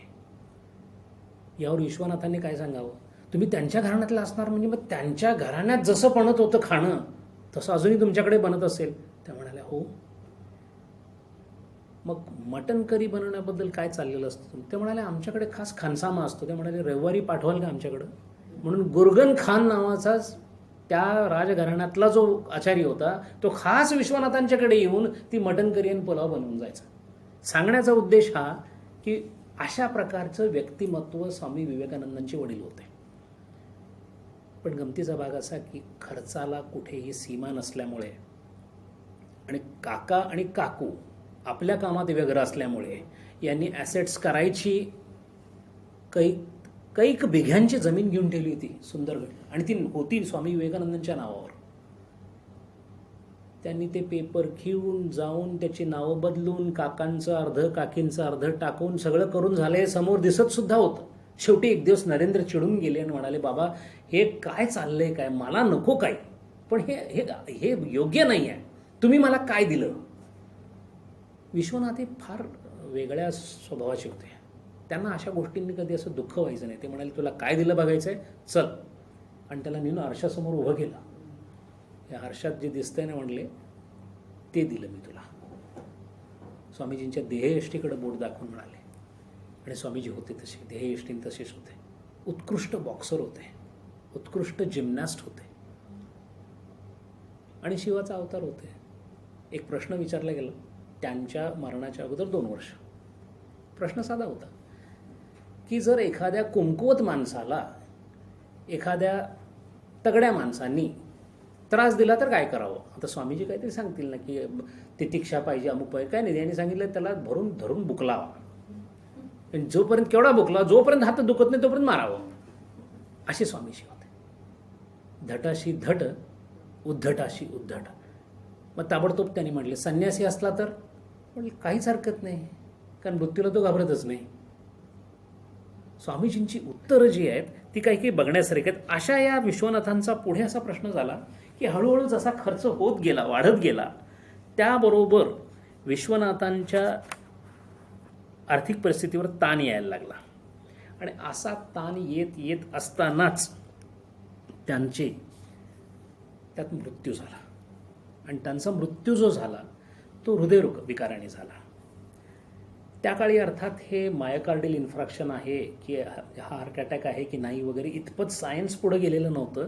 पण तो जो मृत्यू झाला तो मृत्यू माता भुवनेश्वरीने मात्र लक्षात ठेवला होता. म्हणून जेव्हा स्वामीजी गेले आणि जेव्हा भूपेंद्रनाथांनी ही बातमी आणली की दादा गेला म्हणून, त्यामुळे एकच प्रश्न विचारला भुवनेश्वरी देवानी, कसे गेले. बाबा गेले तसेच गेले म्हणून सांगितलं. म्हणजे दोघांनाही हार्टचा प्रॉब्लेम होता. त्याला न्यूरोस्थेनिया म्हणतात. आता पुढे आपण पाहणार आहोत की स्वामीजींची 21 वेगळे आजार कोणते आहेत तेही आपल्याला पाहायचंच आहे. हे सगळं सांगण्याचा उद्देश असा की घराच्या या वातावरणामध्ये मग प्रश्न असा येतो की घरामध्ये धार्मिक वातावरण असावं, असल्याने फायदा होतोच, पण नसलं म्हणून प्रारब्ध चुकतं असं होत नाही. आणि याचंच उदाहरण म्हणजे हे एक उदाहरण आहे. अर्थात इथे ते तितकं निगेटिव्ह नाही जितकं योगी अरविंदांच्या बाबतीमध्ये आहे. योगी अरविंदांची माफक अडचण होती. वडिलांनी त्यांना इंग्लंडमध्ये ठेवलं होतंच, पण ठेवून जर सेक्युलर एखाद्या माणसाच्या घरी ठेवलं असतं तर कमीत कमी आपला अभ्यास करत राहिले असते. त्यांना ठेवलं मिशनरीच्या घरात. तो माणूसच रेव्हरंड होता. तेव्हा सकाळ संध्याकाळ उठलं की जे टेस्टामेंट चालू व्हायचं. गमतीचा भाग म्हणजे हळूहळू अरविंदांना त्याचा कंटाळा यायला लागला. 3 भाऊ होते, अरविंद आणि 2 भाऊ. या तिघांनाही ICS करण्यासाठी पाठवलं होतं त्यांनी तिकडे. आणि त्यातल्या त्यात महत्त्वाचा भाग, लहान मुलंही, अगदी लहान, आणि वडील पत्रसुद्धा लिहायचे नाहीत. का? त्यांना आपल्या भारतभूमीबद्दल काय वाटू नये म्हणून. कारण उच्च संस्कृती कुठली असेल तर ब्रिटिश संस्कृती. ज्या राज्याचा सूर्य कधी मावळत नाही तिथं माझी मुलं सगळी हे व्हावेत. गमतीचा भाग म्हणजे थोरले दोघे जे होते त्यांचं ICS झालं नाही, ते पास झाले नाहीत. मग आता राहिले एक, अरविंद. हे ग्रस्त इतके तल्लख होते लहानपणापासून. त्यावेळेला 113 लोक बसली होती, त्यात हे 11वे आले. आणि वय अजूनही 16 संपलेलं नव्हतं. आणि त्याच वेळा निर्णय घेतला की ICS, आता IAS अजूनही आपण पाया पडतो, त्यावेळच्या ICS मध्ये असून सुद्धा आपण हे घ्यायचं नाही असं ठरवल्यामुळे अरविंदांनी मुद्दाम होऊन, ज्या दिवशी अश्वारोहणाची परीक्षा होती, घोड्यावर बसायची, त्या दिवशी मुद्दाम होऊन घरातनं लेट गेले. तिथे एवढ्या वेळानं पोचले की डिसिप्लिन खाली डिस्क्वालिफाय केलं त्याला. असे हे अरविंद जेव्हा परत आले तेव्हा परिस्थिती अशी होती की बंगाली वाचता येत नाही, फ्रेंच आणि लॅटिनवर प्रभुत्व आहे, इंग्रजी चालते पण इंग्रजीमध्ये संस्कृत नाही, म्हणून बरोड्याला संस्कृत आणि बंगाली दोन्हीची शिकवणी चालू केली. केव्हा? वयाच्या 28व्या वर्षी. असं करून नंतर संस्कृतमध्ये जे लिहिलं ते आज सुद्धा कळत नाही. सांगण्याचा मुद्दा इतकाच आहे की प्रारब्ध जर तसं असेल, पंचपक्वान्नाच्या ताटावरून सुद्धा प्रारब्ध उठवू शकतं. आणि 2-2 शुगर मिल ज्यांच्या आहेत त्यांना गोड खाऊ देत नाही. याला प्रारब्ध म्हणतात. इथे आपल्याला प्रारब्ध असं पाहायला मिळतं की अशा प्रकारचे हे वडील होते. आई कशी होती? जर सगळ्यात जवळची वस्तू कोणती असेल, विवेकानंदांनी स्वामीजींच्या बद्दलचं मोठं कौतुकाचा भाग असा आहे, त्यांनी भरपूर नॉर्म तोडलेले आहेत. संन्यस्त व्रताचे सगळे मापदंड त्यांनी खूप उज्ज्वलपणे पुढे नेले, पण जेव्हा तोडायचे तेव्हा तोडून सुद्धा टाकले. अर्थात ते ज्या पदावर आरूढ होते त्या पदावरून त्यांची समजही वेगळी होती आणि ते करण्याची ताकदही त्यांची होती. पण त्यांनी आपल्या आईचा संपर्क कधीच सोडला नाही. भगवतपादांना एकदा यायची परवानगी मिळाली, ती आले शेवटी, फक्त अंत्यसंस्काराला आले. हे दुर्गाप्रसाद एकदा आले घरी, कारण संन्यासाला एक भेट आहे. स्वामीजींचं तसं नव्हतं. कलकत्त्यात राहून आपल्या घरी नाही राहिले, राहिले मठातच, पण मठात आल्याबरोबर आई कशी आहे याची चौकशी. परिव्राजक व्रताला गेल्यानंतर केरलामध्ये स्वप्न पडलं की आईची तब्येत ठीक नाही, अस्वस्थ झाले. ब्रह्मविद माणूस सुद्धा अस्वस्थ होतो. म्हणून अशा एका गृहस्थाकडे गेले की ज्याला भूत भविष्य आणि वर्तमान कळतं. ते येणार आहे आपल्या पुढे आता नंतर. आणि त्यांनी सांगितलं, काळजी करू नका, आई तुमची ठीक आहे. त्यांना बरं वाटलं. बरेच प्रश्न मनात येतात. ज्यांना सगळं कळत होतं त्यांना आईचं नाही कळालं का? मग बरं, आईचं कळत नव्हतं तर अशा माणसावर विश्वास ठेवला का त्यांनी? त्यांचा ज्योतिषावर विश्वास होता का? हे सगळं पुढे येणार आहे. हे चरित्र पाहण्याचा मुख्य उद्देश तोच आहे की देव कसा नरस्वरूपात राहतो आणि आपल्याबद्दल ज्या मनामध्ये आपल्या संकल्पना आहेत त्या कितपत सत्य आहेत. भुवनेश्वरी देवींबद्दल असं सांगतात की या साधारण भारतीय उंची जी असते त्याच उंचीच्या होत्या. पण यांच्याबद्दलची एक खासियत अशी होती की माताजी समोर आल्यानंतर मोठ्या मोठ्या लोकांची तोंड बंद होऊन जायची. त्यांचा स्वतःचा एक रुबाब असं नाव दिलेलं त्याला रिगल गेईटी असं निवेदितांनी नाव दिलंय. त्या चालायच्या ना, त्यांच्या चालण्यामध्ये एक रुबाब होता. आणि जेव्हा त्यांना पहिल्यांदा पाहिलं, ओलीबोल आणि श्रीमती ओलीबोल आणि निवेदिता दोघी बघायला गेल्या होत्या आणि सगळ्यांना उत्सुकता होती की स्वामीजींची आई बघायची. त्या सगळ्या 4 गोऱ्या बायका एकदा जाऊन भेटल्या. भेटल्यानंतर त्यांना जे वाटलं ते त्यांनी लिहून ठेवलंय. त्यांनी लिहिलेलं मी वाचतोय. पहिलंच त्यांनी असं लिहिलंय की त्या अत्यंत देखण्या होत्या, विशाल डोळे होते, खूप मोठ्या भिवया होत्या आणि सगळ्यात महत्त्वाचं म्हणजे एखादे कानाजवळ घुंगरू वाजवावेत तसा त्यांचा आवाज होता. त्यांच्यासमोर सहसा कोणाची नाही म्हणण्याची छाती होत नसे. आणि त्याहून महत्त्वाचं म्हणजे त्या चालत असताना त्यांच्या चालण्यामध्ये एक रुबाब होता. आता गमतीचा भाग आपल्याला थोडासा विचार करण्यासारखा आहे. प्रभू रामचंद्रांचं चालणं असं होतं असं वर्णन आहे. ठुमक चलत रामचंद्र म्हणतात. मग पुरुषाने ठुमकायचं असतं की नाही? ही जी ठुमक आहे ती वेगळी आहे. ही जी ठुमक आहे ती जो परब्रह्मी, जो परब्रह्मामध्ये असतो, स्वामींच्यावर असंच व्हायचं. खूप वेळेला असं झालेलं आहे की स्वामीजी लंडन असताना, म्हणजे लंडनेर स्वामीजी नावाचं पुस्तक आहे, त्या पुस्तकामध्ये दिलेलं आहे, महेंद्रनाथ दत्तांचं पुस्तक आहे. आणि me with my Swami, me and my master असं सिस्टर निवेदितांचं पुस्तक आहे, त्यात पण दिलेलं आहे. संध्याकाळचं लेक्चर असायचं. 100, 150, 200, 300 लोक यायची. तो एक वेगळाच गमतीचा भाग आहे. ज्यांनी आत्माही ऐकलेलं नाही, परब्रह्मही ऐकलेलं नाही, ती 150 माणसं येत कशी होती? कारण आपल्याला माहीत असून कोणी येत नाही उपनिषदाला. आलं तर कळत नाही आणि कळालं तर घरापर्यंत जात नाही. पण ही लोक परत परत यायची.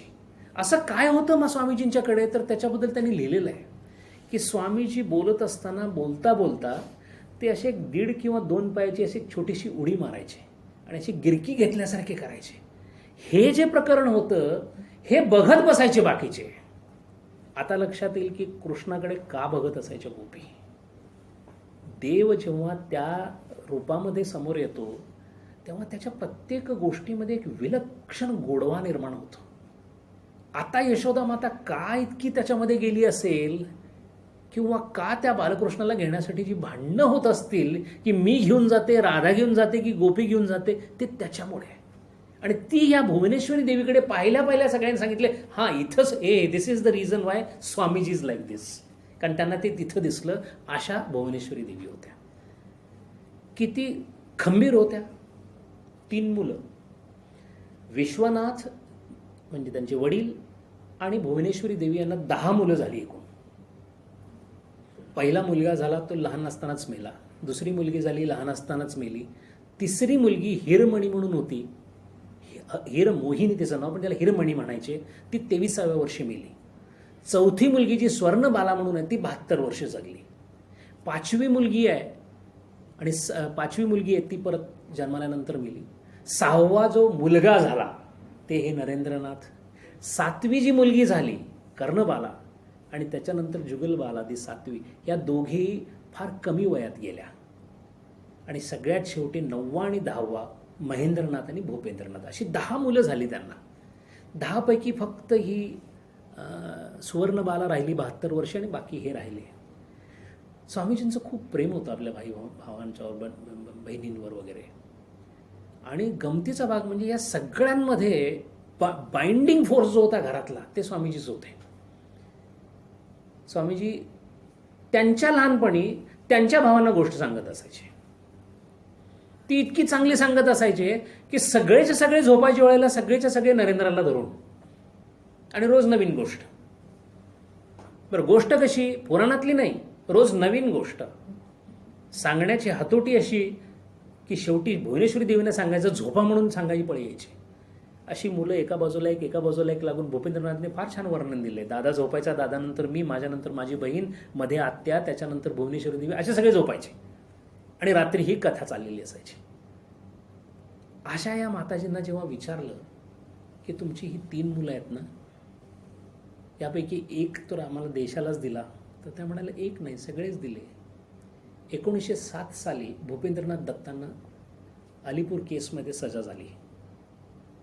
भूपेंद्रनाथ दत्तांचे अत्यंत जवळचे मित्र म्हणजे अरविंद घोष. दोघांनी मिळून अनुशीलन समितीचं कार्य चाललं होतं. हेच भूपेंद्रनाथ दत्त नंतर तिथून अमेरिकेला गेले. 1907 नंतर 1 वर्षाची सजा झाल्यानंतर बाहेर पडले, अमेरिकेला गेले. अमेरिकेत गेल्यानंतर ब्राऊन कॉलेजमध्ये त्यांनी डिग्री घेतली. त्याच्यानंतर जर्मनीमध्ये PhD केलं आणि 1919 साली लेनिन हे नाव ऐकलं असेल सगळ्यांनी. रशियाचा लेनिन पहिल्यांदा जेव्हा सत्ता घेत होता तेव्हा त्याच्या उजव्या बाजूला उभा असणारे कोण होतं? विवेकानंदांचे धाकटे भाऊ. एक भाऊ असे होते. महेंद्रनाथ दत्त जे होते त्यांना स्वामीजींनी स्वतः बोलवून घेतलं होतं लंडनला. स्वामीजींना सगळेच मदत करायचे. कोणी घर द्यायचं, कोणी काय द्यायचं, कोणी पैसे द्यायचे, सगळे द्यायचं. स्वामीजींना काय सगळं चाललेलंच असेल. त्यात कुणीतरी फक्त असं म्हटलं की स्वामीजींचं सगळं ठीक आहे, पण हा आपला स्वामीजींच्या मागे मागे म्हणून येतो. लागलं म्हणाला. दत्त म्हणजे सगळे कोपिष्ट. लागलं म्हटल्यानंतर त्यांनी काय करावं? लंडनवरून चालत कलकत्त्याला. महेंद्रनाथ दत्त लंडनवरून कलकत्त्याला चालत आले. त्यांचा कॉन्स्टँटिनोपॉल म्हणजे आत्ताचा इस्तंबूल मधला एक फोटो माझ्याकडे मी पाहिलेला आहे. ते त्या प्रवासाच्या वेळचा फोटो आहे. अशी जेव्हा सजा झाली होती तेव्हा जेव्हा त्यांचा सत्कार केला कोणाचा? भुवनेश्वरी देवींचा, की तुम्ही एक आपला मुलगा सुद्धा आहे. तर त्या म्हणाल्या आत्ता तर कुठे त्याचं काम चालू झालंय. पतीच्या निधनानंतर अत्यंत निधड्या छातींनी या बाईंनी हे संपूर्ण कुटुंब पेलून धरलं. म्हणून स्वामीजी नेहमी म्हणायचे, त्यांच्या डोळ्यात पाणी यायचं, मला या जगामध्ये कशाबद्दलही दुःख वाटत नाही, फक्त मी माझ्या आईला सुख देऊ शकलो नाही असं मला वाटतंय. म्हणून खेत्रीच्या महाराजांना नेहमी सांगायचे, मी जोपर्यंत आहे तोपर्यंत माझ्या आईला मदत करा. दर महिन्याला 100 रुपये खेत्रीच्या महाराजांच्याकडून त्यांच्या घरी मनी ऑर्डर्स यायची दर महिन्याला. अशा या भुवनेश्वरी देवी होत्या. या भुवनेश्वरी देवींनी काय दिलं सगळंच दिलं स्वामीजींना, पण 3 महत्त्वाच्या गोष्टी दिल्या. त्यातलं पहिलं म्हणजे गळा दिला, कारण त्या स्वतः सुंदर गात होत्या. दुसरं म्हणजे संगीत दिलं, कारण त्यांना संगीताचं खूप चांगलं ज्ञान होतं. आणि तिसरं म्हणजे स्वामीजी त्यांनी जे दिले ते तीक्ष्ण स्मृती. स्वामीजींच्या स्मृतीबद्दल आपण बोलणारच आहोत पुढं, म्हणजे त्याला स्मृती म्हणावं की काय म्हणावं हे कळतच नाही. असे स्वामीजी म्हणायचे की माझी स्मृती माझ्या आईकडून आलेली आहे, म्हणजे माताजींची स्मृती काय असेल. या 3 गोष्टींचं अंदन जे आहे ते भुवनेश्वरी देवीने आपल्या मुलाला हातामध्ये दिलेलं होतं. अशा या भुवनेश्वरी देवी आणि यांच्याबरोबर जेव्हा हे दोघे एकत्र राहिले आणि ही जी 10 मुलं झाली त्यातल्या नरेंद्रनाथांचा जेव्हा जन्म झाला त्यावेळची परिस्थिती काय आहे. आता गमतीचा भाग असा आहे, 12 जानेवारी 1863 स्वामीजींची जन्मतारीख, हस्त नक्षत्र, 6:12 किंवा 6:15 सकाळचे. कोणी 12 म्हणते, कोणी 15 म्हणते, पण एक गोष्ट निश्चित आहे की सूर्योदयाला 6 मिनिटं कमी होते. स्वामींजीचा जन्म झाला त्यावेळेला दक्षिण भारतामध्ये पोंगल नावाचा दिवस होता आणि कलकत्त्यामध्ये संक्रांतींच्या सगळ्यांच्या गंगेमधल्या अंघोळी चाललेल्या होत्या, पहाटेची अंघोळ चालली होती. स्वामीजी जन्माला आले त्याच्या अगोदर भुवनेश्वरी देवीने सोमवाराचं व्रत केलं होतं आणि शिवाचं व्रत केलं होतं. तिकडे वीरेश्वराचं व्रत चालू होतं, तिकडे आत्यांचं व्रत चालू होतं. आणि एक महत्त्वाची गोष्ट म्हणजे नंतर जेव्हा स्वामीजी रामकृष्णांना भेटले तेव्हा रामकृष्णांनी काही शिष्यांना बाजूला घेऊन सांगितलं की याचा जन्म झाला ना त्यावेळेला मी बनारसपासून कलकत्त्यापर्यंत आकाशामध्ये झालेली चमक पाहिलेली आहे म्हणून. आणि त्याचं उत्तर त्यावेळेला त्यांनी काय दिलं तर शारदा मातेंनी विचारलं की तुम्ही आत्ता जे म्हटलं ते असं का म्हणाला. काय म्हणाले होते रामकृष्ण. आईनी माझी मागणी मान्य केली आणि त्याला पाठवलं, असं ते वाक्य होतं. शारदा मातांना न समजल्यामुळे त्यांनी म्हणाले की तुम्ही असं काय म्हणता. ते म्हणाले तुला सावकाश कळेल. आणि म्हणून सगळ्यांनाच रामकृष्ण परमहंस सांगत असत की कार्यासाठी मला पाठवलं. त्यांनी स्वतः आपल्या शब्दामध्ये अवतारांनी अवतार आहे असं म्हटल्याच्या घटना फार कमी घडलेल्या आहेत. रामकृष्णांचा अधिकार फार मोठा होता.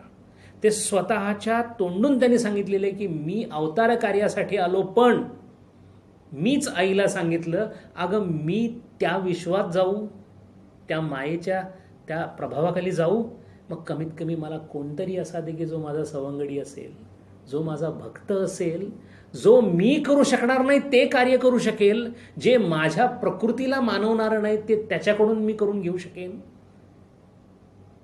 असं कालीमातेकडे हे मागत होते.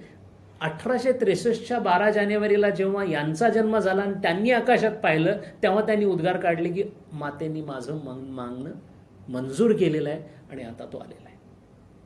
जसे नरेंद्रनाथ जन्माला आले सगळ्यांनी, जितके उपस्थित लोक होते त्या सगळ्यांनी सांगितलं अरे दुर्गाप्रसाद, कारण सगळं दुर्गाप्रसादांसारखं होतं. डोळे, नाक सगळं आजोबांच्या सारखं.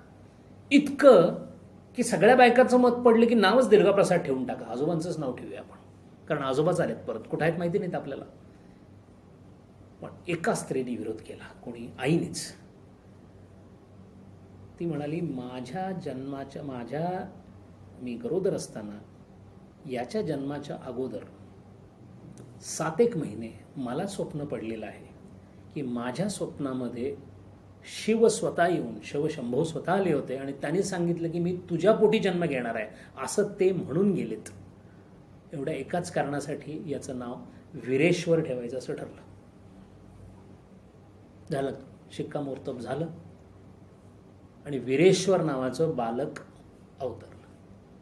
अशी ही त्यांच्या जन्माची जी कथा आहे, या कथेशी त्यांचं जे नाव आहे वीरेश्वर हे कसं जोडलं गेलं आहे,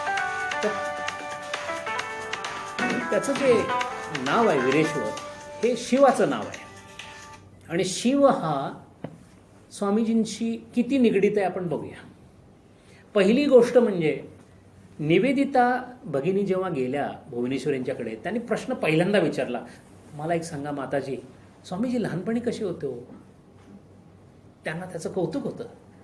भुवनेश्वरी म्हणाले खरं सांगू का, वाईट वाटणार नाही ना, कारण तुमचे ते स्वामी आहेत, माझा तो मुलगाच आहे. ते म्हणले सांगा, मला काही हरकत नाही सांगितलं तर.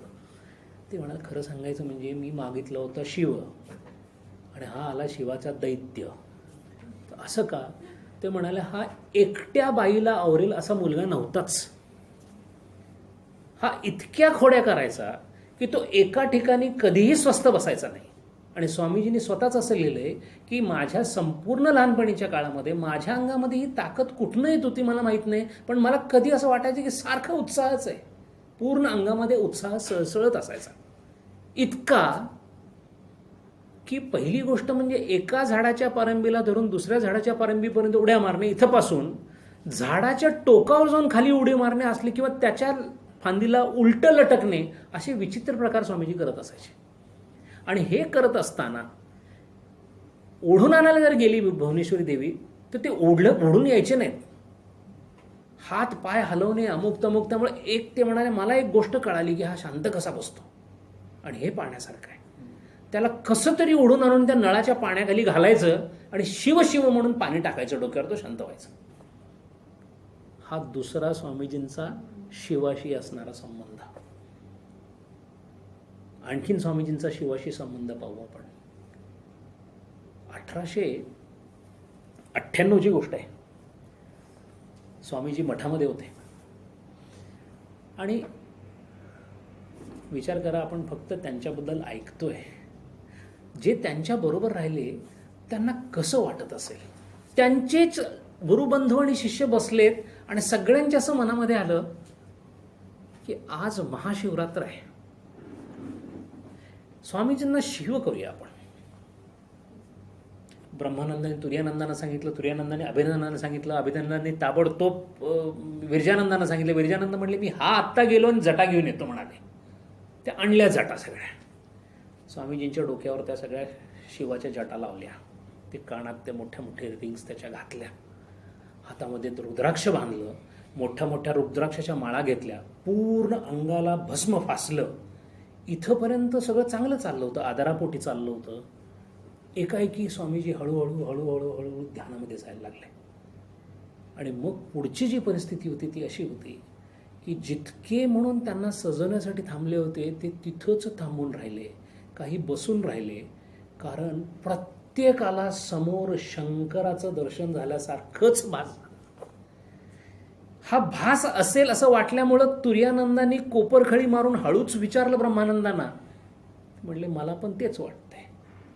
हळूहळू सगळ्यांची खात्री झाली आणि स्वामीजी शिवाच्या मुद्रेमध्ये होते.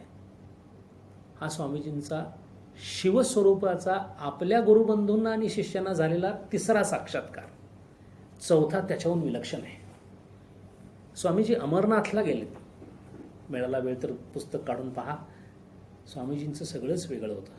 सगळे ज्या रस्त्याने अमरनाथला कोणी गेलं असेल तर तुम्ही पाहिलं असेल, अमरनाथला जाणं अजूनही तितकं सोपं नाही. म्हणजे मी जाऊन आलोय, पण त्याच्या अगोदर 100 वर्ष ते कसं असेल आणि त्यातला जो अवघड मार्ग आहे तो आजही घेतला जात नाही. स्वामीजी त्या मार्गाने गेले, एकटेच गेले. हातामध्ये जो दंड होता तो दंड एका लाकडाचा वाकडा झालेला असा भाग होता. तो असा त्यांनी हातात धरला म्हणून एक त्यांचं चित्र कधी कधी येतं असा दंड धरलेला. ते त्या अमरनाथ यात्रेचं आहे. स्वामीजी पहलगामकडून चालायला लागले. त्या बाजूने फार अवघड आहे जायचं अमरनाथला. चालायला लागले. संध्याकाळी 6च्या आसपास जेव्हा सूर्य उतारणार होता त्यावेळेला तिथला एक गुराखी गुरं राखत असता असता चुकून असा वळाला आणि वळला आणि त्यांनी जे पाहिलं ते त्यांनी वर्णन करून गुरुबंधूंना सांगितलंय. तो म्हणाला मला समोर चक्क भगवान बम भोले, तिथं बम भोले म्हणतात, ते म्हणाले बम भोले तिथं उभा राहिलेले मला दिसले आणि माझं अंग कापायला लागलं. तो गुराखी तिथनं जो तडक पळत सुटला तर त्यांनी येऊन खाली सांगितलं की शंकर आलेत म्हणून. ते लोक हसायला. तो म्हणाला मी बघून आलेलो आहे म्हणाला तो. हा त्याच्यानंतरचा झालेला साक्षात्कार. आणि त्याच्या पुढची एक गोष्ट अशी आहे की या अमरनाथ यात्रेमध्ये तिथे जाऊन आले, ते दर्शन घेतलं. असं म्हणतात की अमरनाथाचं दर्शन घेताना एक विशिष्ट पक्षी तिथे दिसतो आपल्याला. तो दिसावा अशी अपेक्षा असते. मला दिसलेला नाही, पण तो संतांना दिसतो असं म्हणतात. स्वामीजींना ते दिसले. क्रौंच पक्षासारखे पक्षी असतात ते. स्वामीजींनी दर्शन घेतलं शिवाचं आणि जेव्हा मागे फिरले त्याबरोबर ते बोलायचे बंद झाले. तिथनं खाली आले, काश्मीरमधनं कलकत्त्याला आले, बरोबर शिष्य लोक आहेत. स्वामीजी बोलत नाही आहेत. अगदीच विचारलं जेवणार हो, काही खाणार हो, नको, याच्या पुढे काही नाही. आणि डोळे लाल, कोणालाच काही कळेना. हे शरदचंद्र चक्रवर्ती जे आहेत ना, त्यांच्यावर थोडी मर्जी होती त्यांची. मग ते एकमेकाला सगळे विचारून झालं. स्वामीजींचा रुबाब किती होतं किंवा दरारा किती होता सांगतो. रामकृष्ण मिशनच्या अटी लिहायच्या होत्या. रामकृष्ण मिशन तयार करायचं. आता अटी लिहिणे काय चुकीची गोष्ट थोडीच आहे. तुम्ही लिहून घ्या म्हटलं तर येतील लगेच, बसतील.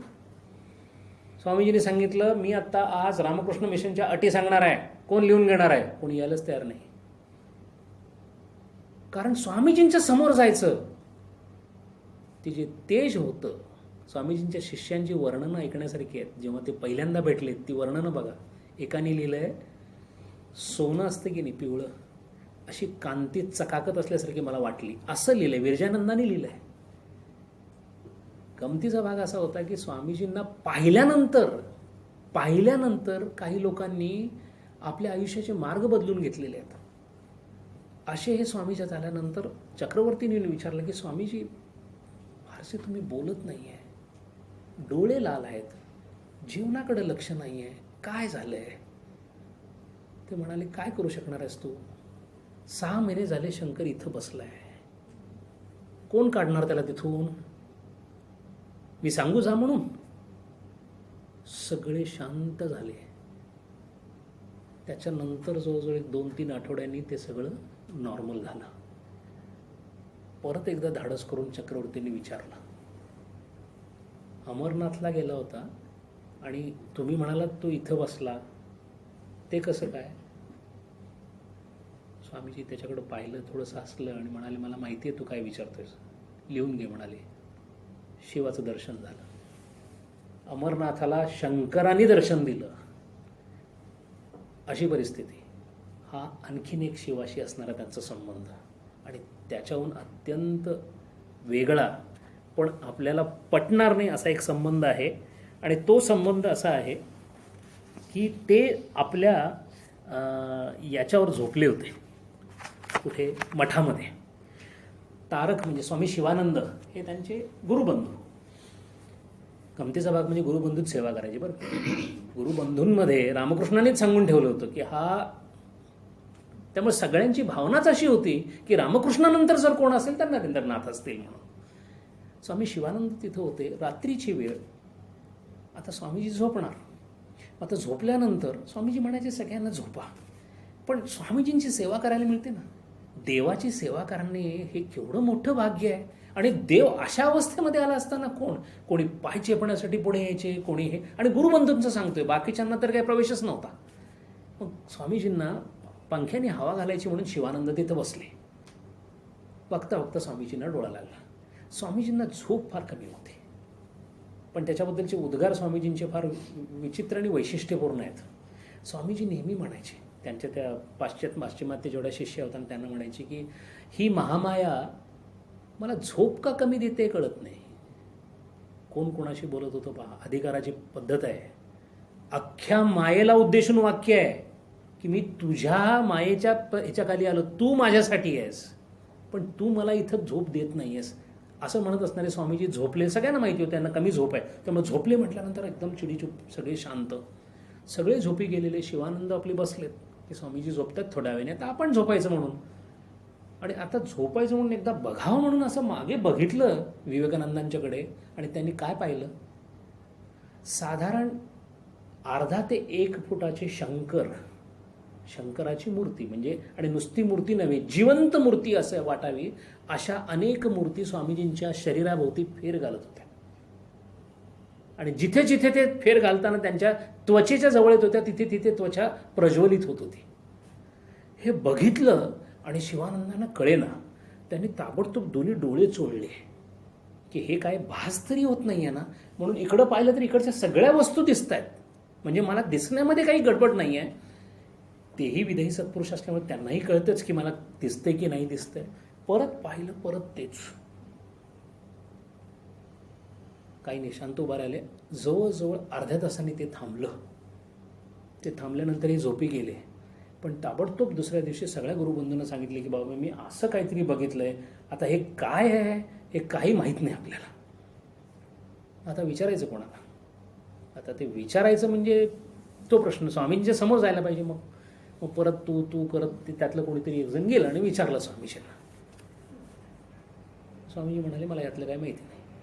का? मी झोपी गेलो होतो म्हणाले. हा त्यांचा शिवाशी असणारा आणखी एक संबंध. आणि शेवटी त्यांनी ओली बुल नावाची त्यांची जी शिष्या होती तिला एक पत्र लिहिलं. त्या पत्रामध्ये त्यांनी शिवांचा उल्लेख केला आहे, शिवाचा. कोणी विदेश सत्पुरुष असं सांगितलं की मी शिव आहे, पण त्यांनी जे वाक्य वापरले ते खूप सुंदर आहे.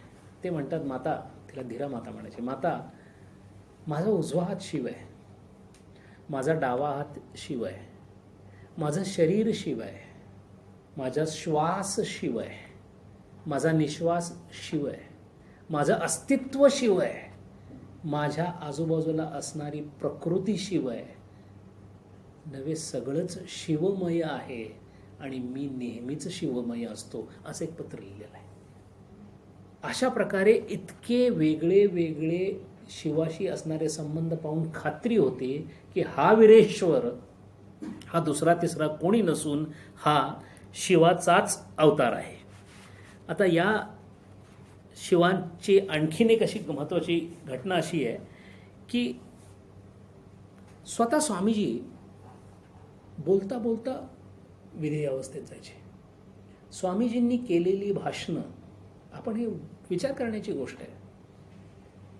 असं कसं होऊ शकेल की मला अत्यंत रटाळ वाटणारा विषय म्हणजे उपनिषद, तसा तत्वज्ञान आहे ते तत्वज्ञान जर असेल आवड तर निश्चित आवडेल. जो सत्शिष्य आहे तो मात्र अगदी एक एक कण टिपून घेईल, पण सामान्य माणसाची ती कथा नाही आहे.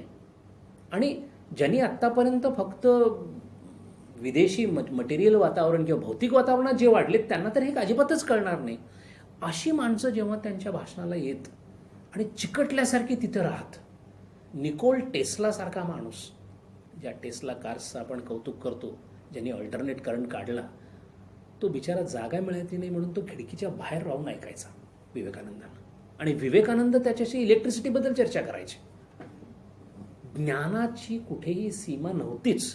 पण प्रश्न असा आहे की असं काय होतं की ज्याच्यामुळे इतका अवघड विषय सगळे अत्यंत तळमळीने ऐकत असत. तिथे त्याचं उत्तर आहे. स्वामीजी महेंद्रनाथांनी खूप छान लिहिले त्यांच्या भावाने, कारण ते लंडनला त्यांच्यावर राहायला होते. इतर वेळेला स्वामीजी नॉर्मल बोलत असायचे आणि स्वामीजी फार विनोदी होते. किती विनोदी होते त्याचं एक उदाहरण सांगतो. शारदानंदांना बोलवलं होतं प्रवचन करण्यासाठी इंग्लंडमध्ये.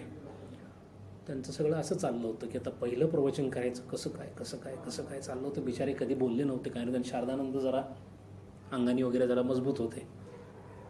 2 वेळा, नरेंद्र नाही गेलं तर चालणार नाही का? नाही ठीक आहे, होईल. 2-3 वेळा झाल्यानंतर त्यांनी म्हटलं, शरद ही खिडकी आणि हा तू फेकून देईन बाहेर. स्वामीजी असंच बोलायचे, इतकं नॉर्मल बोलायचे. पण त्याच्यानंतर जर असं येऊन समोर उभा राहिले, एकदा त्यांचं सुरू झालं प्रवचन की मग स्वामीजी नसायचे. त्यांच्या प्रवचनांच्या काही विशेष गोष्टी अशा आहेत की मायक्रोफोनवर न बोलता 200 प्रेक्षक बसलेले असताना म्हणत असलेले प्रवचनातले शब्द शेवटच्या ओळीतल्या माणसाला तितकेच व्यवस्थित आणि स्पष्ट ऐकू यायचे जितके पहिल्याला. आणि हे सगळं चालू असताना विषय होता फक्त योग आणि प्राणायाम. प्राणायामवरच स्वामीजी बोलायला लागले. आता बोलायचं होतं ना, करायचं नव्हतं. पण बोलणे आणि करणे तयारी इतकी होती. गुरु कसे होते? रामाचं नाव घेतलं की समाधीत जायचे, नरेंद्रांना बघितलं की समाधीत जायचे. इतकंच नव्हे, घोडागाडीतून जाताना दारू पिणारी 2 माणसं बघितली आणि समाधीत गेले. असे गुरु होते. शिष्याची कथा तीच होती.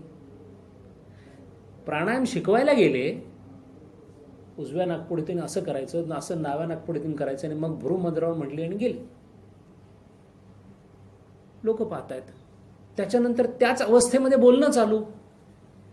त्यामुळे तो जो हिप्नॉटिक स्पेल असं त्याचं नाव दिलेलं आहे त्याने, तो जो हिप्नॉटिक स्पेल होता तो इतका मोठा होता आणि तो त्यांच्या सानिध्यात सुद्धा जाणवत असायचा. फार कमी लोकांनाही माहिती आहे की इंग्लंडमध्ये असताना त्यांना राजघराण्यातली लोक बग्गी पाठवून बोलून घेऊन जायचे. महाराज कधी सांगायचे नाही, स्वामीजी कधी बोलले नाहीत कोण घेऊन गेलो होतं.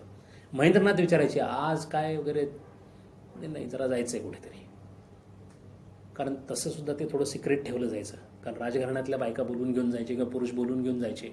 हे कशासाठी बोलून घेऊन जात असतील? स्वामीजी काही देत नाहीत, पैशाचा काही संबंध नव्हता.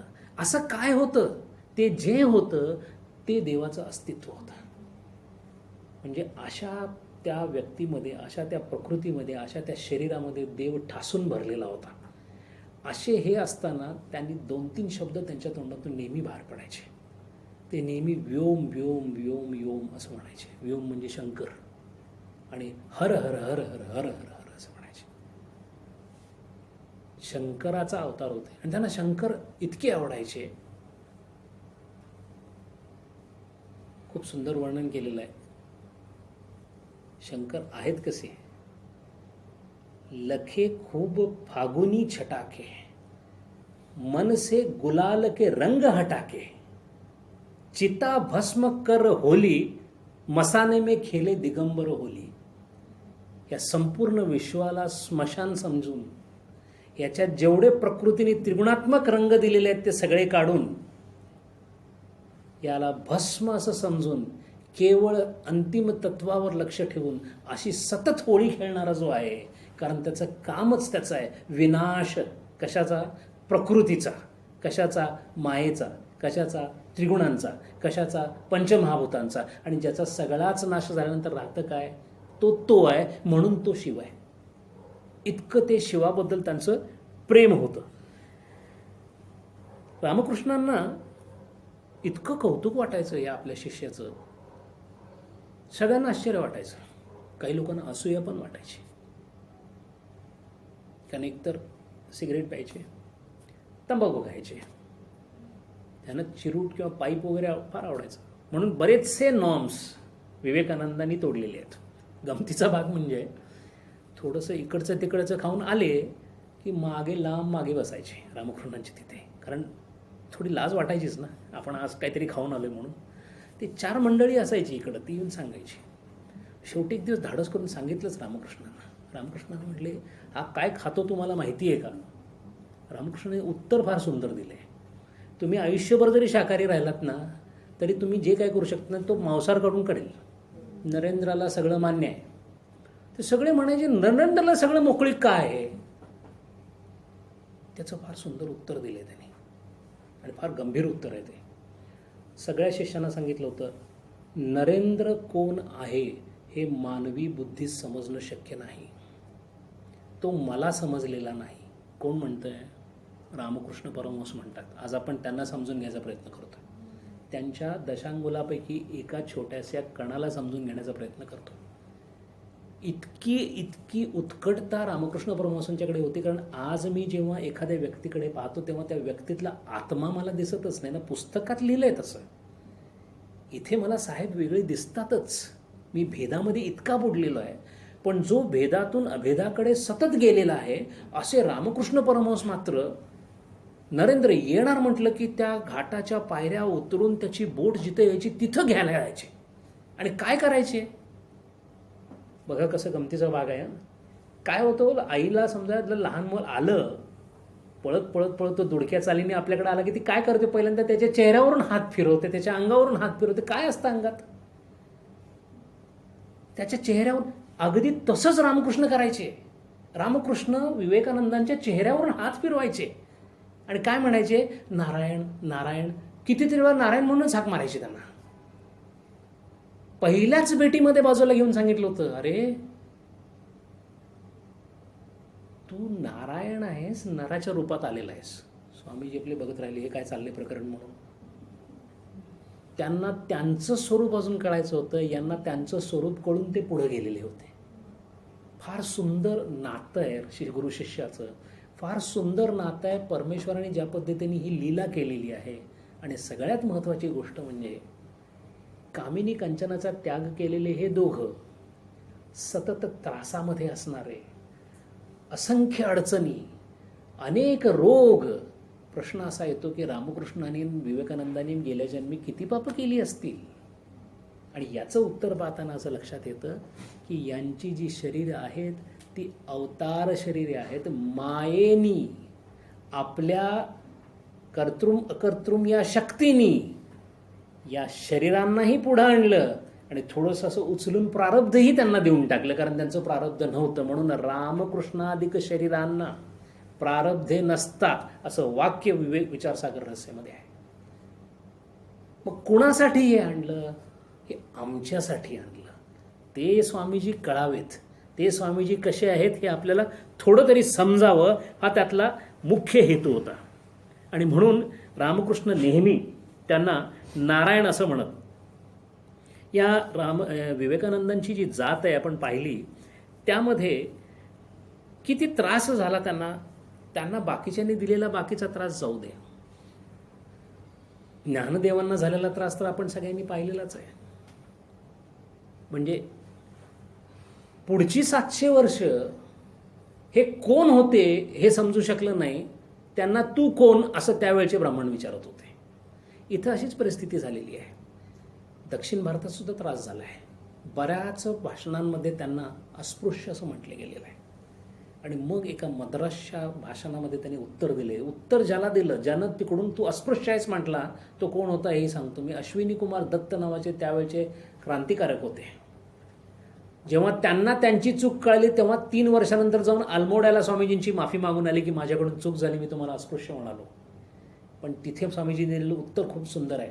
मी एक अस्पृश्य जर तुम्हाला वाटत असेल तर तुम्ही 10 अस्पृश्य आहात, कारण माझी जात कायस्थ आहे. यमराज वैवस्वतये नमः असं ज्याचा उच्चार केला जातो त्या यमराजाच्या लेखनिक चित्रगुप्त हा माझा प्रमुख पुरुष आहे. जगदीशचंद्र बोस, सुभाषचंद्र बोस यासारखे जे कायस्थ होऊन गेले त्या कायस्थांच्या मधला मी आहे.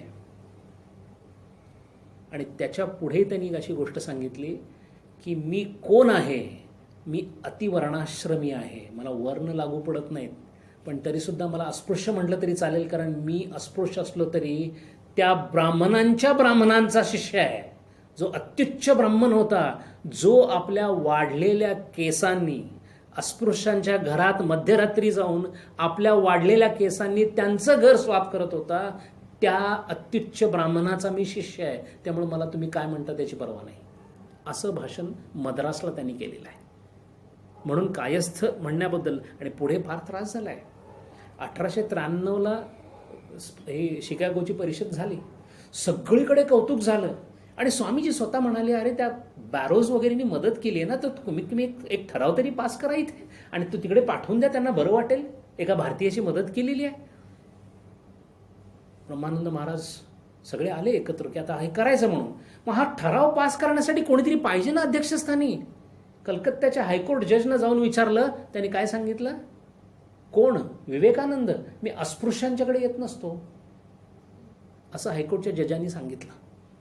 शेवटी राममोहन प्यारे म्हणून एक ब्राह्मण होते, त्यांना आणलं. ते त्या काळचे थोडेसे समाजातले होते, पण त्यांनी सुद्धा ठराव पास करताना काय म्हटले पहा, स्वामी म्हटलेलं नाही, भाई विवेकानंद. किती संकुचित प्रवृत्तीचे आपण आहोत, किती संस्काराने दूषित आहोत. आणि याच्याहीपेक्षा वाईट गोष्ट म्हणजे स्वामीजींचं एवढं मोठं दिग्विजय आणि कीर्ती झाल्यानंतर 1902 स्वामीजींनी देह ठेवल्यानंतर जी कंडोलन्स पास झाली, त्या कंडोलन्समध्ये सुद्धा हायकोर्टच्या जजनी येण्यासाठी नकार दिला, कारण अस्पृश्यांच्या कंडोलन्सला मी येत नाही म्हणून जजेस कॅन नेव्हर जज बेटर म्हणतात ते खरं वाटतं, कारण 2 वेळा जजनी असं केलेलं आहे. असे हे स्वामीजी होते. आत्तापर्यंत आपण स्वामीजींच्या घराचा इतिहास, वडिलांचा इतिहास, आई आणि स्वामीजी आता फक्त जन्माला आलेले आहेत इतका भाग पाहिला. पुढच्या भागामध्ये हेच विश्वेश्वर ज्यांना अत्यंत लाडानं बिले म्हणून हाक मारत असत, त्या बिलेचे लहानपणचे काय काय प्रताप होते आणि त्या प्रतापामध्ये काय काय दडलेलं होतं, कुठं कुठं स्वामींचं त्यांना माहीत नसताना सुद्धा परब्रह्मस्वरूप कसं कसं व्यक्त होत होतं आणि ते कसे घडत गेले हे आपण पुढच्या वेळेला पाहू. हरिओम.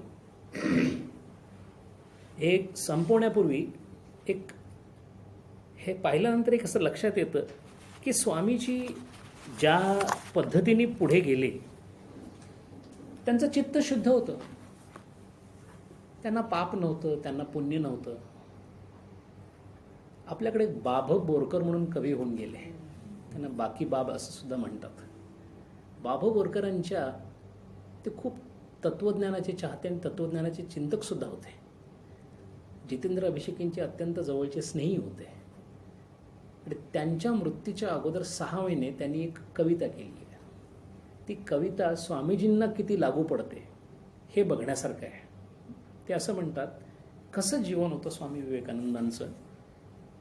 नाही पापाची टोचणी, नाही पुण्याची मोजणी, जिने गंगोघाचे पाणी, गंगेच्या ओघासारखं ज्यांचं आयुष्य होतं असे ते होते. ना कशाचा लाग भाग, ना कशाचाही त्याग, आम्ही फुलांचे पराग, आम्ही नाही नामरूप, आम्ही आकाश स्वरूप, जसा निळा निळा धूप. या निळ्यातून नीलकंठाची आठवण येते. जसा निळा निळा धूप, पूजेतल्या पान फुला, मृत्यू सर्वांग सोहळा. आपलं जीवन जे आहे ते फक्त त्याला समर्पित करणे या कारणाने ते फक्त फूल आहे. आम्ही शरीर म्हणतो ते त्याच्यासाठी आलेलं फूल आहे. पूजेतल्या पान फुला, मृत्यू सर्वांग सोहळा, धन्य निर्माल्याची कळा. एकदा त्याच्यावरून ओवाळून टाकल्यानंतर जे राहतं ते निर्माल्य, हेच माझं आयुष्य आहे, असं बाकीबाबनी आपल्या मृत्यूच्या अगोदर 3 महिने ही कविता केलेली आहे. हीच कविता आपल्या स्वामीजींना इतकी चपकन लागू पडते की कसे विशुद्ध अंतःकरणाचे स्वामीजी होते आणि त्या विशुद्ध अंतःकरणाच्या स्वामीजींनी पुढं आपलं आयुष्य कसं कसं पुढं नेलं हे आपण पुढच्या वेळेला बघूया. हरि ओम. ओम पूर्णमदः पूर्णमिदं पूर्णात् पूर्णमुदच्यते पूर्णस्य पूर्णमादाय पूर्णमेवावशिष्यते. ओम शांति.